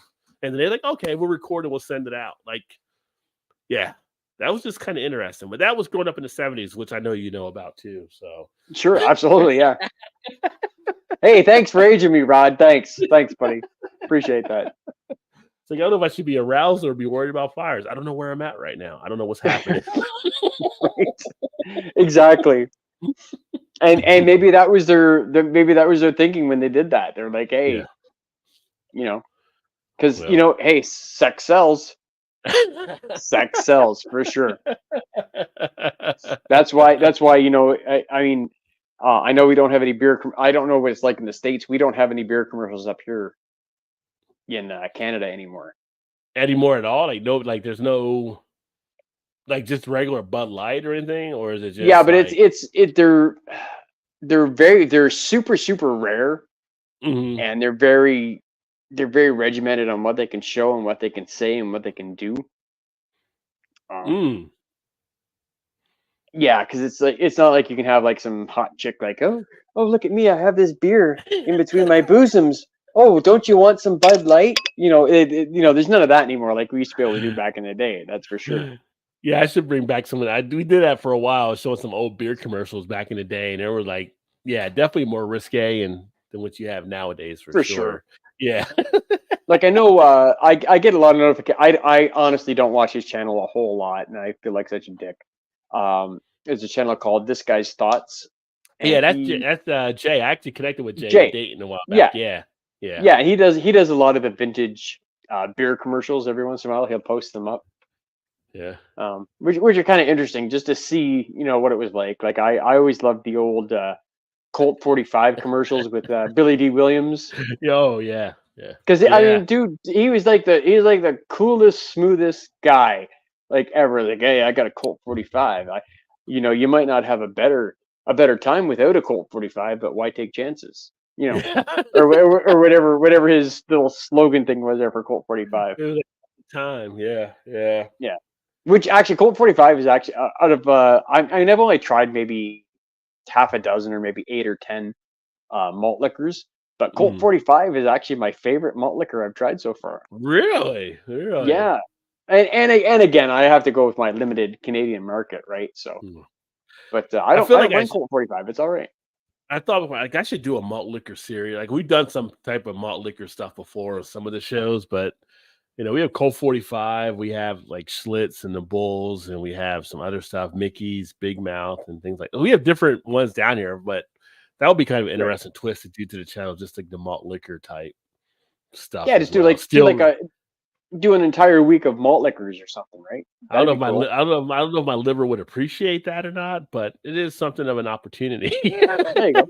There you go. Monday night malt liquors. You could do it like a regular series every Monday. Monday night malt liquors. Well, my liver would be like, "What are you doing down here?" Like, we got Dee Dee in the house who was out there lurking. Only you can prevent forest fires. They named him Smokey for a reason. Yeah. That's the only time I've heard Smokey talking to Barry White voice. I'm just saying, of all the Smokey and the Bear commercials I remember, it definitely wasn't that deep until then. And that deepness was like usually like after you got a little something. You know what I mean? It was just like you're feeling good. Exactly. Exactly, for sure. Oh, what an era that we grew up in, for sure. Oh, absolutely. So before we wrap up here, because we usually try to wrap up here by 11 or so, but with your channel, Shane, like, what do you got upcoming, like your stuff, so people know they can check out? So my channel, for anybody who doesn't know, is Shane's Craft Beer Review. That's my main channel. Right now, I'm in the middle of doing an advent calendar from Brock Street Brewing. So that's been a 24-day ordeal, and God, I'm still not even done. And God, I will never do another advent calendar ever. Just so you guys know, it's a lot of work, which I will explain later on. But I also have a second channel called Friday Night Live Drinks with Shane. This is a little live that I started doing just a couple weeks ago, where I have one special guest on every single week, and we sit and chat about whatever. I believe Rod J, this side, is booked in for January 12th. So don't forget to check out that one. So I got two channels. Like I said, Shane's Craft Beer Review, Friday Night Drinks with Shane. I'm doing the advent calendar right now. Yeah, come check it out. Give it a little subscribe. Take a look. If you don't like it, that's okay. What do you expect from a Canadian guy? I mean, I'm up here in the frozen friggin' tundra of Canada, where I gotta walk my pet moose every goddamn day. And if you've ever tried to walk a pet moose, like, it's not an easy task, because these guys are like 10 feet tall and weigh like 2,000 pounds. It's and I'm a small guy, so it can be difficult at the best of times. That's for sure. Yeah, so if y'all checked out Shane, make sure to check Shane out. Shane's got a great channel, so some fun over there for sure. And I'll pop over for some stuff there too. And who do you got tomorrow for your live stream? Actually, I have no live stream tomorrow night. Okay. Tomorrow is actually my wife's birthday, so I'm skipping my live stream tomorrow night. But usually it's every Friday night between 5 and 10 Eastern. With the exception of this week, because if I did a live stream tomorrow, my wife would kill me. Priorities, right? Happy birthday to Mrs. Shane. Yeah, that's right. There we go. Todd says, "Cheers, all. Sorry, couldn't make it right." Sorry. Will you stop apologizing, Todd? It's good. It's good. We had a great time tonight. But does Todd live in Canada? Is that his problem? I think maybe Todd's Canadian, and he's a closet Canadian. That's the problem with Todd. He's a closet Canadian. He's really a Canadian inside, but he doesn't really want to come out of the closet and let everybody know that he's Canadian. I feel like for Todd, who has no YouTube channel, he almost is more dedicated to me that has a YouTube channel. Like, he really feels bad he couldn't make it, which is great, because we love having Todd on. I love having me and Todd go back years now, but it's kind of it's okay. I told him, he's like, well, is Mal going to be there? I'm like, no, but it's all right. I'm going to have Shane pop in, a couple of people. We had Ray earlier. We had Dave swing by. I keep trying to get him to do a channel, but he's not ready to go there yet. But because he could do a great grilling channel, I think so. For sure, yeah, he'd be great. And hey, don't worry, Todd. I got your ass covered tonight, buddy. I'm there for you. I am there for you. Yeah, I'm there for you, Todd. Don't worry. I'll cover your ass. I'll cover Shannon's ass as well. I got you guys covered. Don't worry. Mate. But they don't say mate. They don't say mate in Canada. That's England. No, it's or Australian even. Or Australia. Canada, it's Buddy. Now known as Todd the Bastard. Todd? Oh, come on. Todd's okay. Don't be Everybody's mean to him razzing like Todd that. now. Todd's okay. Oh, Todd, you're solid. Stop. Although people do love to see Shannon. Shannon now shines us all. When Shannon's here, it's just like I said. See, now that's who needs to have her own channel. Yeah. That's who needs to have her own channel is Shannon. When Shannon shows up, we're just all background players. It's Shannon and the Pips when she's here. So yeah, for sure. Shannon definitely needs to have her like even if she does like once a week, like Shannon Saturday night beer review or something. Yeah, for sure. Well, she was gonna go with Shit Show Shannon, but the censors weren't too proud of that. So yeah. Well, you can change it somehow, I'm sure. There's got to be something. A little star asterisk or something there, but yeah, Shannon would be great on entertainment. Just to see her have a channel with her take on things. Like it would be hilarious to watch her like just pull up stuff in the local things that are happening and just give her a response to them. She'd be awesome for sure. At it. Yeah. And you know what the best part would be is every once in a while, and I mean very rarely, she might let Todd on the live stream that she does or the video. It's just like, no, this is my show, bitch. Like you just move, Todd. You just move along over here because I'm way more popular than you are. I love you. Don't get me wrong, Todd. I love you. You're a great guy. Honestly. Everybody's like, oh, I'll play golf with you anytime, Todd. Would you though, Dee? Would you? Yeah, everybody's just joshing with them there. So yeah, Todd's sure. Got great stuff there for sure. Absolutely, yeah, great guy. Yeah, but as the weekend approaches, and some of you guys will be heading out to some of the breweries, walk in, head up, chin down, stand tall, and you just let them know when you get into the brewery. Fans, welcome you back, man. First of all, I would like to thank the many fans throughout this country. I admit I don't look like the athlete of the day supposed to look. My belly's just a little big. My hand is just a little big. But, brother, I am bad, and they know I'm bad. I want you at home to know my hand is touching your hand for this gathering of the biggest body of people in this country, in this universe, all over the world now. Reach it out.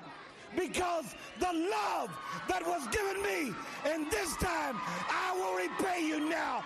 Love you. And you order that IPA proudly. Right, exactly. Exactly. That's how you do it, right? I think I'm gonna walk in a brewery and do that. I'm gonna go word for word, just like Dusty Rose there. That's it. You should do that'd be awesome. I want to be there to film that crap. That'd be awesome for sure. Oh, I just got home, so no one wants to see this shit. So I don't know. Shit shows sell well. We can get you up here for a few minutes. Yep.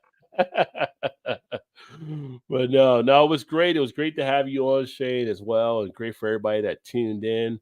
For sure. Next week, like I mentioned, I think we're doing a Christmas beer thing. So if you want to join us next week, let me know. We'll be basically. I know Mal was pumped up. Hopefully Mal is over everything from being sick today and the last few days, but whatever Christmas type beers, winter ales, winter warmers, whatever. Somebody might have celebration or something, this is the Christmas type stuff. And then hard to believe, but the following week will be a new year upon us, right? So I know that's so crazy. Like this year flew by so fast. Yeah. It's crazy. I'm kind of debating on doing like a live stream the following week. Like I've never done like a New Year bash type thing. And it probably wouldn't be that. It might be like that Thursday or the weekend before because I got to figure out what we're doing for New Year's Eve. But I'm thinking about putting together a live stream, which would be like a beer, whiskey, wine, whatever bash. And just have people come in. We'll drink, We'll talk about fun, we'll play music, we'll do different stuff. So I'm thinking about putting something together, which would be like the weekend of the 29th or whatever. So I have to figure out what we're doing because the New Year's Eve is that Sunday. So maybe I do it that Saturday kind of ahead of time because people might be out that New Year's Eve. I don't know. We'll see.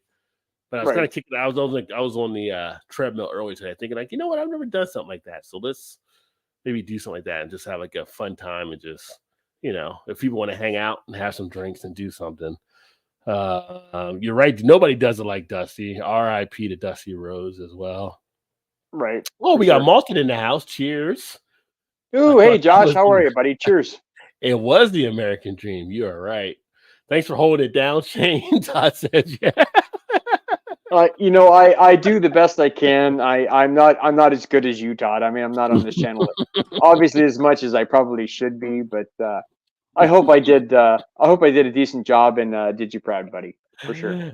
Everything was all good all over. It was a good time. It's all about having fun, and for sure we like to mix it up so we can surprise the people, and the people don't know what's actually coming their way. Exactly. Yeah, for sure. But that being said, we'll go ahead and get this one all wrapped up. Thanks for everybody that tuned in. Thanks to Shane. Follow him, Shane's Craft Beer Reviews. Follow Ray and Paul, the Alkanauts. Ray was here earlier. And then Dave, Beer in Front. Make sure to check him out as well. Great channels, great fun, great time as always. If you caught the tail end of this, good thing about YouTube, you can go back and watch it, or you can actually check it out on the podcast as well. If you're actually doing other things, you just want to play it on the podcast, you can hear that in the background, but you won't get the video, so you might want to watch. I'm just saying, That's true. Yeah, that's true. Although I have a face for radio, I'm just saying you might want to watch the video because No, you want to watch the video. I mean, Rod J. I mean, you got to see him live. You got to see him live for sure. You got to see the video. All those bars, Shane versus. Maybe next week we have a Feats of Strength with Shane and Todd. Just like go Seinfeld, Feats of Strength. For Festivus, right? That's yeah, Festivus. When is it? Festivus. Oh, I think that actually coincides because I think is that the 21st or the 22nd. I think is actually Festivus. It's actually the 21st or the 22nd. So that would be the the 21st Thursday for the Festivus. Yeah, that's what I'm thinking. I can't remember if it's Festivus is actually the 21st or the 22nd. It's either one. I don't remember which one it is. I'd have to look it up online. Well, there you go. So it could be the Festivus for the rest of us. But that being said, we started with Dusty. So why don't we end with Dusty? Catch y'all next week, if not before. Cheers, everybody. Cheers, guys. Stables. Yeah, I'm looking for a horseman. A horseman? A horseman goes by the name of Rick. Not here. Are you a horseman? I could be. What can I do for you? Friday night, you can see me at War Games. Bring all your horsemen, because I will have Moondog Spot, Moondog Rex, and the Monkey Brothers. Yeah, I'm looking for a horseman goes by the name of Rick Flair. Don't know him. Can I leave a message? I guess. All right, write this down. Tell him it's Big Dust. Okay. The American Dream. Okay. Tell him to meet me Friday night, Starcade. Meet you at the Starcade. Yeah, Starcade, Friday night. I don't know what you're wasting your time for. Is this Baby Doll? Baby Doll, I know that was you Jezebel! Hello, I'm looking for some horsemen. I've got plenty. How many you need? 4. 4 horsemen. Yes, sir. This Big Dust calling on behalf of Crocker Promotions. Can't hardly understand what you're saying, but... Sorry, I got a little bit of a lisp. What about Chris Benoit? Oh, he did. Sorry. No, I don't really know what you're talking about. Is this J.J. Dillon's? No. Don't lie to me, JJ's. You and I go way back, Jack. Well, it ain't JJ. You got the wrong person. Don't mess with the American dream, JJ. My eyes are open as big as silver dollars, Jack. Well, you got the wrong guy. You and I, JJ, leather strap match. Dustin Rhodes is the master of the strap match. JJ Dillon, you a yellow dog.